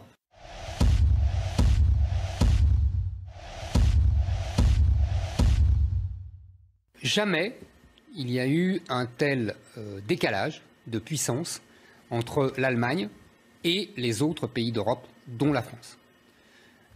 L'épidémie a encore aggravé la polarisation entre les pays du Nord qui s'en sortent mieux et les pays du Sud qui s'en sortent très mal, et a encore accentuer l'hégémonie économique, je parle d'économie, de l'Allemagne sur l'Europe et a encore aggravé l'affaiblissement français.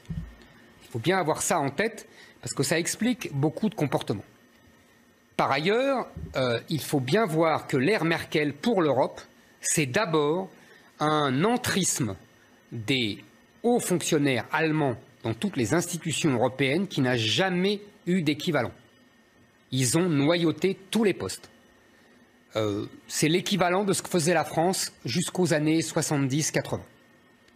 Là, c'est l'Allemagne qui dirige tout dans les institutions européennes. Tout simplement par une politique délibérée d'entrisme et par une naïveté et une inconséquence française qui a laissé faire et qui s'est retirée. Ça, c'est pour vous... planter le décor. Exactement. Et pour vous expliquer qu'aujourd'hui, Angela Merkel est louée par tous les médias français pour son grand discours européen, pour sa décision avec Emmanuel Macron de faire vous avez vu, ce grand plan d'endettement, etc., etc. Il faut bien comprendre qu'il y a d'abord une utilité fonctionnelle, c'est-à-dire que tous les pays qui dirigent l'Europe pendant les 6 mois, parce que c'est une présidence tournante de 6 mois, toute leur administration est est en direction de l'Europe pour que ça se passe bien, etc. Donc forcément, elle va tenir un discours européen. En plus, comme ce que je vous ai dit au début, il y a un tel décalage de puissance qu'elle peut se permettre d'être gentille avec tout le monde, avec les petits toutous qui sont là à ses pieds et qui attendent qu'elle leur jette un os. Donc voilà, elle peut être gentille, elle peut caresser les toutous à qui elle lance un os. En l'occurrence, le toutou français. Ça, c'est évident. Donc si vous voulez, il y a ce contexte-là qui est fondamental pour bien comprendre tout ce qui se passe entre l'Allemagne et la France aujourd'hui. Elle a vécu sur l'héritage de Schröder, son prédécesseur, le socialiste, qui avait fait les fameuses réformes Schröder, de réduction des allocations chômage, etc., et qui a relancé la machine économique allemande, comme une espèce de dévaluation, si vous voulez, pour relancer la machine. Et elle a vécu là-dessus, elle n'a rien fait de neuf. Elle a bénéficié de ces réformes qui avaient coûté son poste et les élections à Schröder. Et à chaque fois qu'elle a pris des initiatives, ça a été une catastrophe. Elle a fermé le nucléaire après l'accident au Japon, ce qui a obligé les Allemands à aller chercher du charbon, alors que c'est vraiment pas l'énergie la plus basse en carbone. Et après, en 2015, elle a ouvert les bras aux migrants, ce qui a été une catastrophe pour son pays et surtout qui a provoqué le réveil de l'extrême droite allemande. C'est quand même très fort. Il fallait le faire. Bon. Alors sur l'Europe, c'est toujours la même chose. Je vous ai dit tout à l'heure qu'elle tient maintenant un grand discours européen. Et si vous voulez, il y a un grand conflit au sein de l'Allemagne, c'est-à-dire que Merkel a insisté sur un fait fondamental de dire l'Europe, c'est l'euro. Si l'euro s'écroule, il n'y a plus d'Europe. Ce qui est une bêtise. L'Europe a vécu avant l'euro. Et deuxièmement, c'est surtout très dangereux politiquement parce que 99% des Allemands sont hostiles à la politique de la Banque Centrale Européenne. D'endettement, de racheter à bas prix toutes les créances, etc. Les Allemands sont hostiles. Et donc, on l'a vu, vous vous souvenez de notre discussion sur Karlsruhe. Et là, donc, elle est évidemment interrogée sur Karlsruhe. Et elle explique, j'ai le texte en anglais, vous allez comprendre pourquoi. Elle dit... Bon, il faut faire attention, il y a un conflit entre la jurisprudence, enfin la loi européenne et puis la loi des États-nations, voilà, il faut faire très attention. Là, jusqu'à présent, dit-elle, on a réglé tous les problèmes, mais là, on a un problème qu'on n'arrive pas à régler.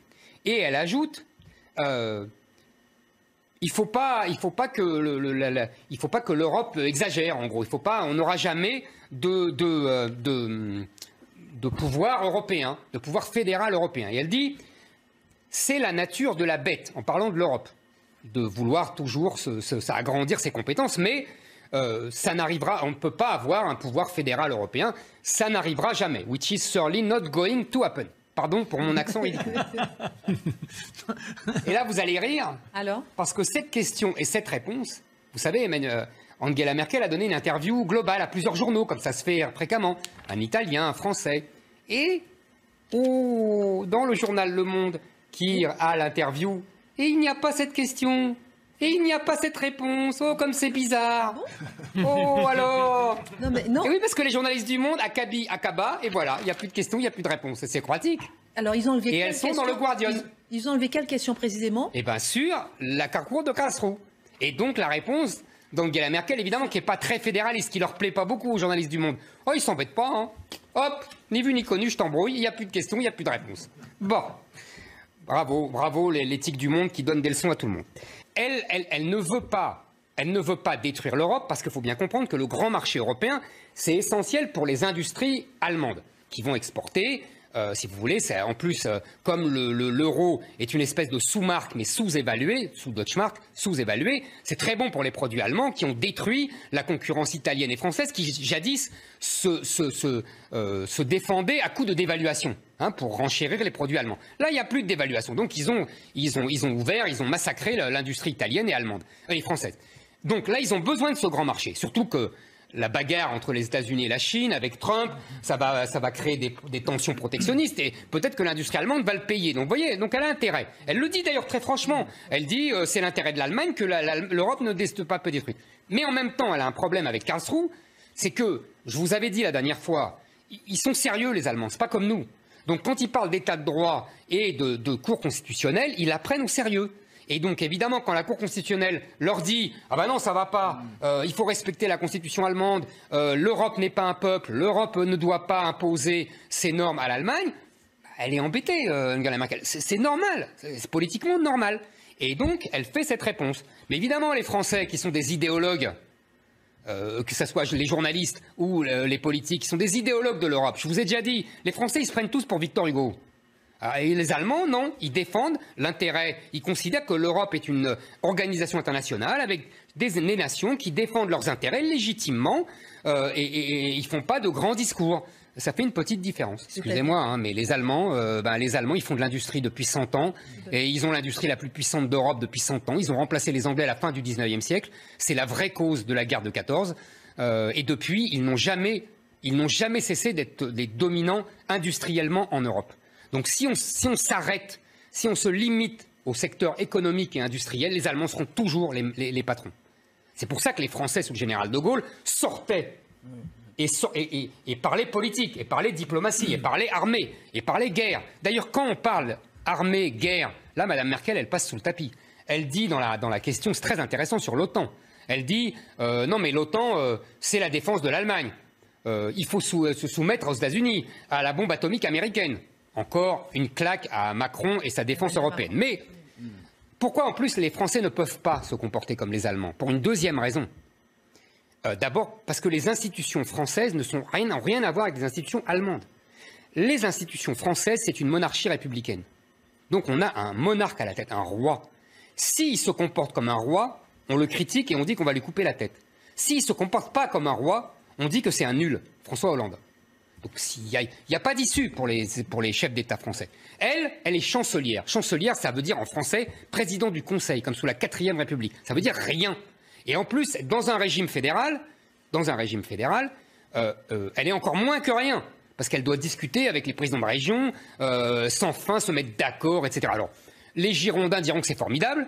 Vous vous souvenez de la discussion avec Michel Onfray? Lui, il va dire que c'est formidable, les régions ont le pouvoir, etc. Très bien. Les Français détestent ça. C'est contraire à 1000 ans d'histoire de France. Nous, ça rappelle les féodaux et les grands seigneurs qui faisaient la loi aux petits rois. Vous voyez, on n'a pas la même histoire. L'Allemagne, avec sa politique d'endettement réduit, d'équilibre budgétaire, a sacrifié ses infrastructures. Je lisais une interview de Schäuble, l'ancien ministre des Finances, qui est maintenant président du Bundestag, hein, c'est ça, si je ne dis pas de bêtises.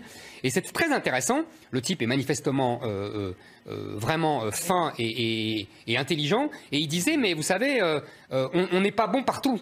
On est bon pour l'export, on est bon pour l'industrie, mais il y a des trucs où on est nul. Par exemple, nos ponts,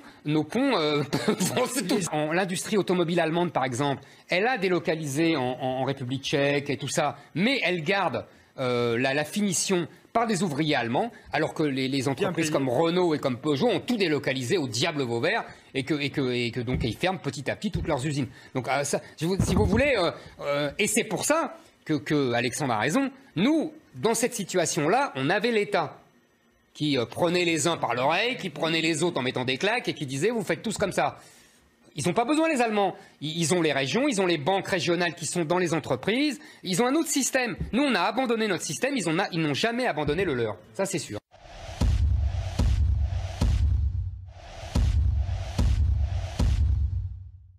Le communisme est mort en 1991, à la fin de l'Union soviétique.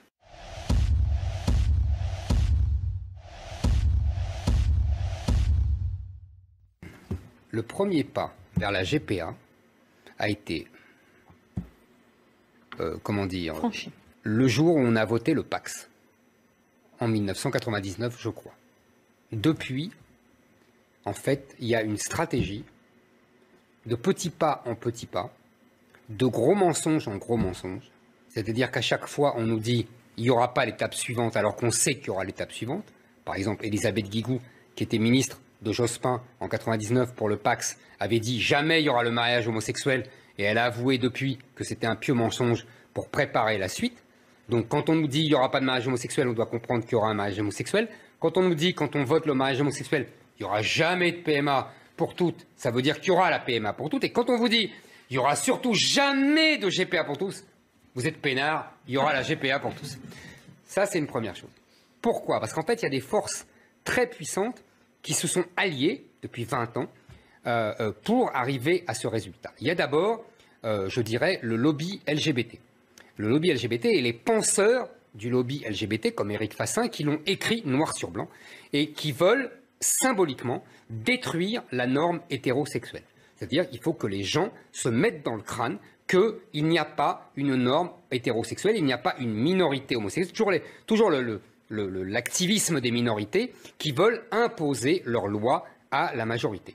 Deuxièmement, il y a, vous vous souvenez, on avait débattu avec M. Tournaire, vous vous souvenez, oui. Touraine, pardon. Le Tournaire, c'est le juge. Touraine. Ça, c'est une autre branche de l'Alliance. C'est-à-dire, c'est les gens anti-chrétiens, francs-maçons, toute cette ligue-là qui veut détruire, elle, la tradition du pays, chrétienne, du mariage, de la famille traditionnelle, vous voyez, etc. Et puis, le troisième axe de cette alliance, qui est le plus discret, évidemment, c'est les grands intérêts. C'est-à-dire, c'est des gens qui vont vendre les bébés sur catalogue, qui vont vendre leurs services, toutes ces opérations, parce que tout ça, ça coûte de l'argent, beaucoup d'argent. Donc il y a des intérêts financiers énormes qui vont aller louer les ventres des Indiennes pour la GPA, qui vont aller, vous voyez, et il y a des gens très riches. Il y a des gens très riches qui veulent faire ça. En général, dans les pays riches, les homosexuels sont plutôt une catégorie sociale aisée. Je dis en général, évidemment. Vous voyez, tout ça est un marché extraordinaire. Donc il y a des intérêts idéologiques, des intérêts, je dirais, financiers, et les deux se mettent ensemble pour arriver à ça. Donc là, c'est encore une nouvelle petite étape. Vous voyez, une nouvelle petite étape vers, effectivement, la GPA, vers surtout la déconnexion. Vous savez, on a, dans les années 60, avec la pilule et l'avortement, on a déconnecté l'acte sexuel de la procréation.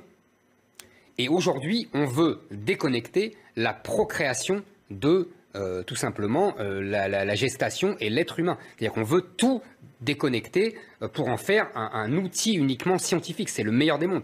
Et on veut faire des bébés sans le ventre de la mère, sans le sperme. Vous voyez, on en est là. On veut tout faire par éprouvette. Il y a un projet idéologique.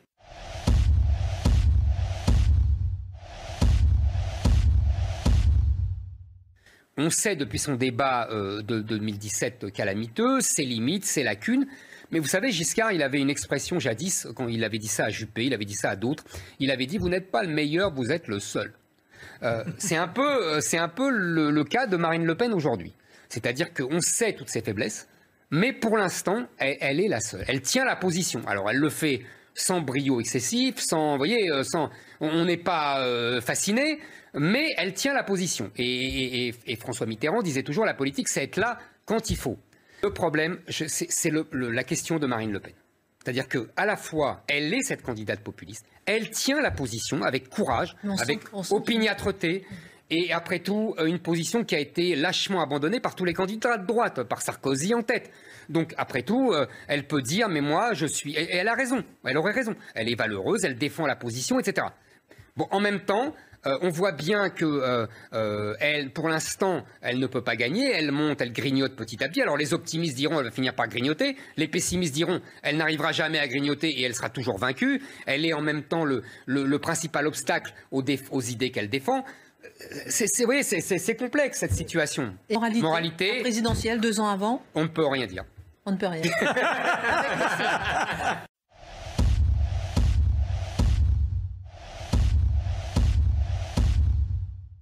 Il faut bien comprendre que dans ces banlieues, la police est vue comme le symbole de l'État et comme le symbole de la France.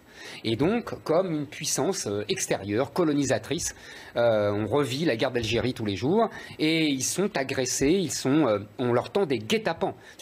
Par exemple, il y a régulièrement, on met des feux de poubelles et puis comme ça attire les pompiers pour éteindre le feu et les pompiers, on les castagne et donc les pompiers appellent les policiers à la rescousse. Et là, c'est ça qu'attendent tous ces jeunes voyous. Ils attaquent la police. C'est le monde à l'envers. C'est-à-dire que ce n'est pas la police qui va chercher les voyous, c'est les voyous, c'est les racailles qui provoquent des guet-apens et pour attaquer la police. Et aujourd'hui, dans les émeutes de banlieue, on a des scènes incroyables, c'est-à-dire qu'on tire au mortier, on envoie des cocktails Molotov, il y a même il y a des hélicoptères, vous savez, qui surveillent les émeutes, et dans certaines villes, on essaye de tirer, on tire sur ces hélicoptères. C'est ça qui se passe aujourd'hui. Donc, si vous voulez, il y a des enclaves étrangères où la police est considérée comme une force étrangère. Il y a dans ces enclaves étrangères deux choses. Il y a une population venue d'outre-Méditerranée, de Maghreb ou d'Afrique, et qui, pour la plupart, parce qu'il y a toujours des exceptions, se vit comme non pas français. C'est-à-dire, quand on demande à ces gosses, on a vu des émissions comme ça de télévision, quelle nationalité vous êtes, ils disent algérien, marocaine, sénégalaise, etc. Certes. Donc, bon, certes, non, beaucoup. Oui, c'est pas tous des racailles, c'est pas tous des voyous, oui, c'est pas tous des trafiquants de drogue. Voilà, c'est ce que je veux dire. La plupart ne se sentent pas français. Et ceux qui se sentiraient français seraient de toute façon interdits de le proclamer parce qu'ils seraient menacés par les caïds, et ils seraient menacés aussi par les imams qui leur diraient c'est pas bien, et par les caïds qui leur casseraient la figure. Et donc, si vous voulez, même ceux qui auraient envie de vivre à la française ne le pourraient pas, et c'est ce qui se passe dans ces banlieues. On ne vit plus à la française. Les filles n'ont pas le droit de se mettre en jupe, elles se font cracher dessus quand elles se mettent en jupe, elles n'ont pas le droit de rentrer dans les cafés, il y a, si vous voulez, que des boutiques halal, que voit bien qu'on n'est plus en France. C'est une autre civilisation. Donc quand la police rentre là-dedans, elle est vue comme une puissance étrangère. Alors, le cadre dans lequel ils vivent n'est plus français. Donc il ne faut pas seulement que la police ait des ordres, parce que là, pour l'instant, elle a des ordres de céder, elle a des ordres de s'enfuir, elle a des ordres de ne pas affronter. Vous voyez, les voyous qui les attaquent. Ce n'est pas seulement ça, c'est qu'il faut rétablir la France dans ces quartiers. Il faut de nouveau, donc il faut changer non seulement la politique de sécurité. Par exemple, j'ai vu que Ciotti, le député Ciotti, propose l'envoi de l'armée. L'envoi de l'armée. Et le couvre-feu. Mais le problème est plus global que ça. Il faut changer, inverser la politique d'immigration. Il faut que ces quartiers redeviennent français. Ces endroits ont été construits pour les paysans, pour les pieds noirs. Et ils vivaient très bien. Je peux vous le dire parce que ma famille vivait dans ces endroits-là. Et ces gens-là vivaient très bien. Ils n'étaient pas invivables. Ce sont les gens qui sont venus après qui ont rendu ces endroits invivables. C'est pas la même chose, Marc. Ces endroits, tout le monde voulait y aller dans les années 60. À Sarcelles, des cadres voulaient y aller à Sarcelles. C'est justement parce qu'il y a une population venue du Sud qui n'a pas respecté ces endroits et qui en plus a imposé son mode de vie venu du Maghreb. Ce n'est pas la même chose. Ce n'est pas les endroits qui sont invivables.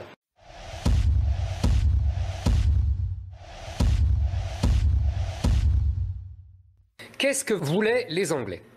Les Anglais, c'est assez simple à comprendre, ils veulent l'économique et pas le politique. Ils veulent le marché unique, le libre-échange, le faire du commerce, mais ils ne veulent pas la sujétion politique, la sujétion juridique, le droit européen, la Commission de Bruxelles, les directives, etc. Vous voyez, c'est simple à comprendre, ils sont gauliens. Ils ne veulent pas l'euro.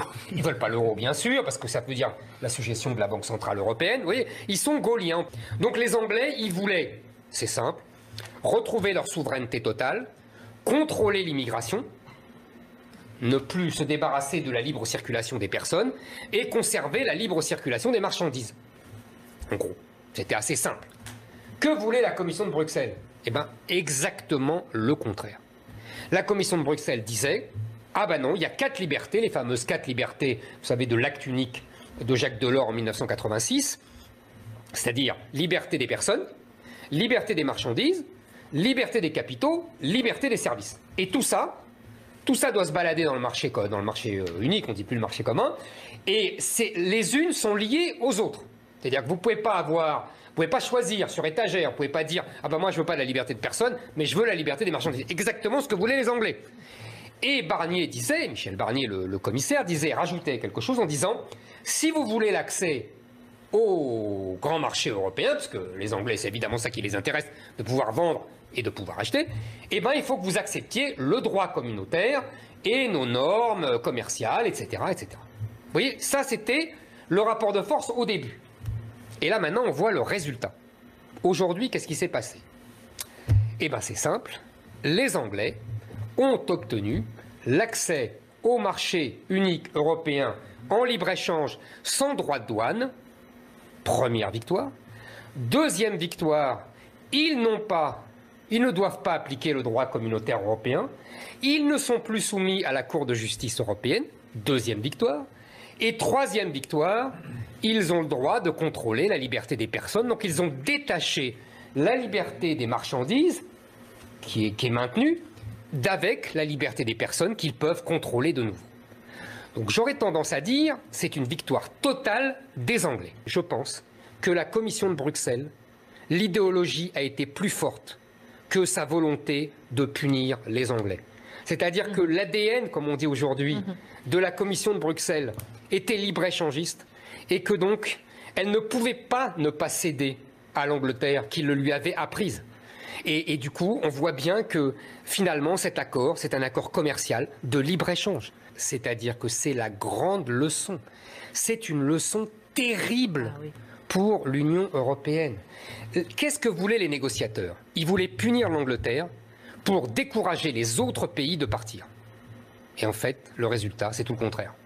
C'est-à-dire que même les gens qui étaient contre le départ de l'Union européenne vont commencer à se dire, mais en fait, on peut avoir le beurre, l'argent du beurre et le sourire de la crémière et on a le droit à tout. Puisqu'on a le droit d'avoir l'accès au grand marché unique européen sans avoir les contraintes juridiques, politiques, etc. L'Europe, c'était un grand marché ouvert, sans droit de douane, etc., avec des normes communes, etc. Quel était le but? Le but était double. Dans un monde de jadis, hérissé de droits de douane, partout, c'était bien de pouvoir commercer librement, sans droit de douane, entre pays proches, entre pays voisins. Bon, c'était compréhensible.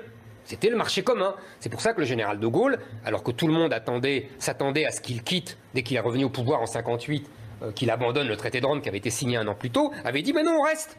On reste, ça va obliger nos entreprises à être compétitives et à commercer avec les Allemands, les Italiens et tout ça. Bon.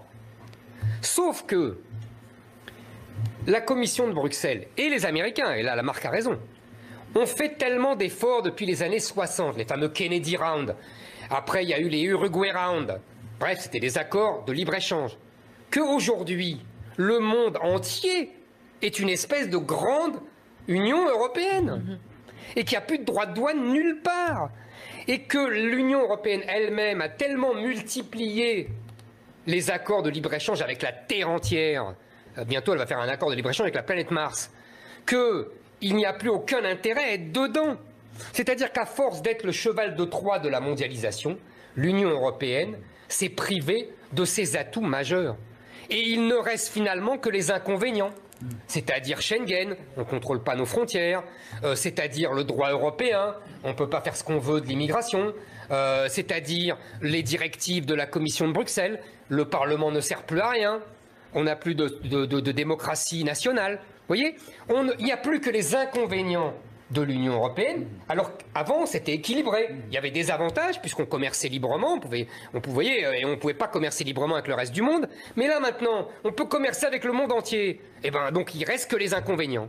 Je pense que on s'est pas rendu compte encore que c'est la grande leçon de cet accord du Brexit.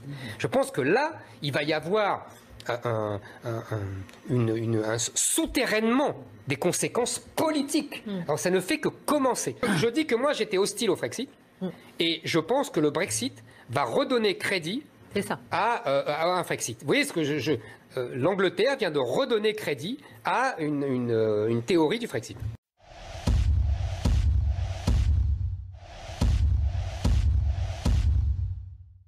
Les années 70, après mai 68, il est interdit d'interdire, seul le désir individuel est roi et ne doit avoir aucune limite. C'est une première idéologie qui couvre les années 70 et qui poussera des gens à des gens très connus aujourd'hui, Daniel Cohn-Bendit et ironie cruelle, Bernard Kouchner a signé cette fameuse pétition dans Libération dans les années 70 en faveur du désir des enfants et de la pédophilie. Alors, il faut le rappeler parce que c'est une borne idéologique, c'est pas rien quand même. Et ça, c'est l'idéologie libertaire jusqu'au bout. Et deuxièmement, il y a une autre idéologie qui est plus qui est postérieure, qui est plus tardive, qui, je pense, commence à grandir dans les années 90, et qui est l'idéologie victimaire. C'est-à-dire qu'on commence à dire que toute victime a raison, que la victime est le roi de l'époque. Moi, je me place sur un plan idéologique, c'est-à-dire que quand la victime a tous les droits et a le droit et impose à tout le monde et prend la place de tout le monde, c'est-à-dire qu'il n'y a plus de héros, il n'y a plus rien d'autre. Souvenez-vous de notre lecture de la guerre 14, il n'y a plus que des victimes. Non, non, c'est des types admirables, c'est d'abord des héros, ce ne sont pas des victimes, vous comprenez ce que je veux dire? Là, ça devient un problème idéologique. Et on a comme deux trains fous qui se sont cognés, qui est l'idéologie libertaire et l'idéologie victimaire. Et ce qu'on vit aujourd'hui, c'est ce choc entre les deux idéologies. Et on le voit bien, on voit bien comment l'idéologie libertaire se fait écrabouiller, s'il n'y a pas d'autre mot, par l'idéologie victimaire, et qui était portée souvent par les mêmes. C'est là où on en vient au paradoxe. Je suis sûr que vous allez m'interroger sur la gauche ou les gauches, parce que ce sont les mêmes. Ça vient du même camp, c'est la même origine politique et idéologique, voire sociologique. Mais il est important de voir que ceux qui ont porté l'idéologie libertaire sont aujourd'hui rattrapés et saccagés et massacrés par cette idéologie victimaire qu'ils ont portée à partir des années 90. Dans les années 70, on a une idéologie de la liberté sexuelle pour abattre le patriarcat. Le féminisme, les homosexuels, vous voyez, tous ceux qui s'estiment victimes du patriarcat hétérosexuel. Et aujourd'hui, on a la répression de la liberté sexuelle pour abattre le patriarcat. C'est-à-dire que la méthode a changé, mais l'ennemi est le même. Vous voyez, tout de suite, on a commencé à dire « Ah bah oui, ce sont des hommes. Ce sont des hommes qui ne respectent rien, ni les femmes, ni les enfants. » Je veux dire ici que le patriarcat, c'est l'exact inverse de ces deux idéologies. Et en particulier de la pédophilie et de l'inceste. Parce que qu'est-ce que c'était que ces familles dont on nous décrit le mode de vie depuis les années 70, c'est le contraire du patriarcat. C'est-à-dire que dans le patriarcat, un homme ne se marie pas avec une femme de 15 ans de plus qu'elle. C'est plutôt l'inverse. Dans le patriarcat, il n'y a pas de photos nues de la famille comme ça exposée aux enfants. Dans le patriarcat, on n'appelle pas ses enfants, son parent par ses prénoms.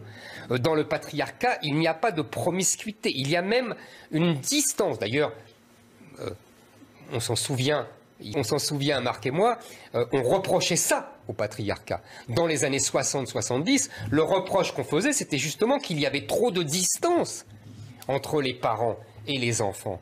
L'incarnation pour moi du patriarcat, c'est le carré blanc à la télévision. C'est la pudeur, quoi. Mais oui. Qu'est-ce que c'était le carré blanc à la télévision? Moi, je me souviens quand j'étais petit. Ça voulait dire que quand on était môme, on ne regardait pas le film à la télévision, on devait aller se coucher. Le patriarcat, c'est ça. C'est donc le contraire de ce mode de vie-là qu'on nous décrit et qui a donné lieu à ces abus. C'est deux gauches qui s'affrontent et qui vont se tuer. C'est ça le vrai enjeu politique et idéologique de cette histoire. Il y a un mouvement de la société qui revient à un puritanisme, et ça se finira où? Eh bien, ça se finira avec Robespierre. On croit que Robespierre, oui, il est l'ennemi des rois, oui, il est l'ennemi de Louis XVI, il fera guillotiner Louis XVI comme tous les autres, mais en vérité, c'est pas Louis XVI son ennemi. C'est les libertins, c'est les aristocrates qu'il appelle décadents, et c'est au nom de la vertu. Donc il y a, et c'est encore une, vous voyez, c'est le même mouvement historique, et sur à peu près la même période de temps. J'exagère un peu, mais Louis XV c'est 1730, 1740, et vous voyez, le mouvement de balancement c'est 1770, c'est 40 ans, 50 ans, c'est comme aujourd'hui, exactement.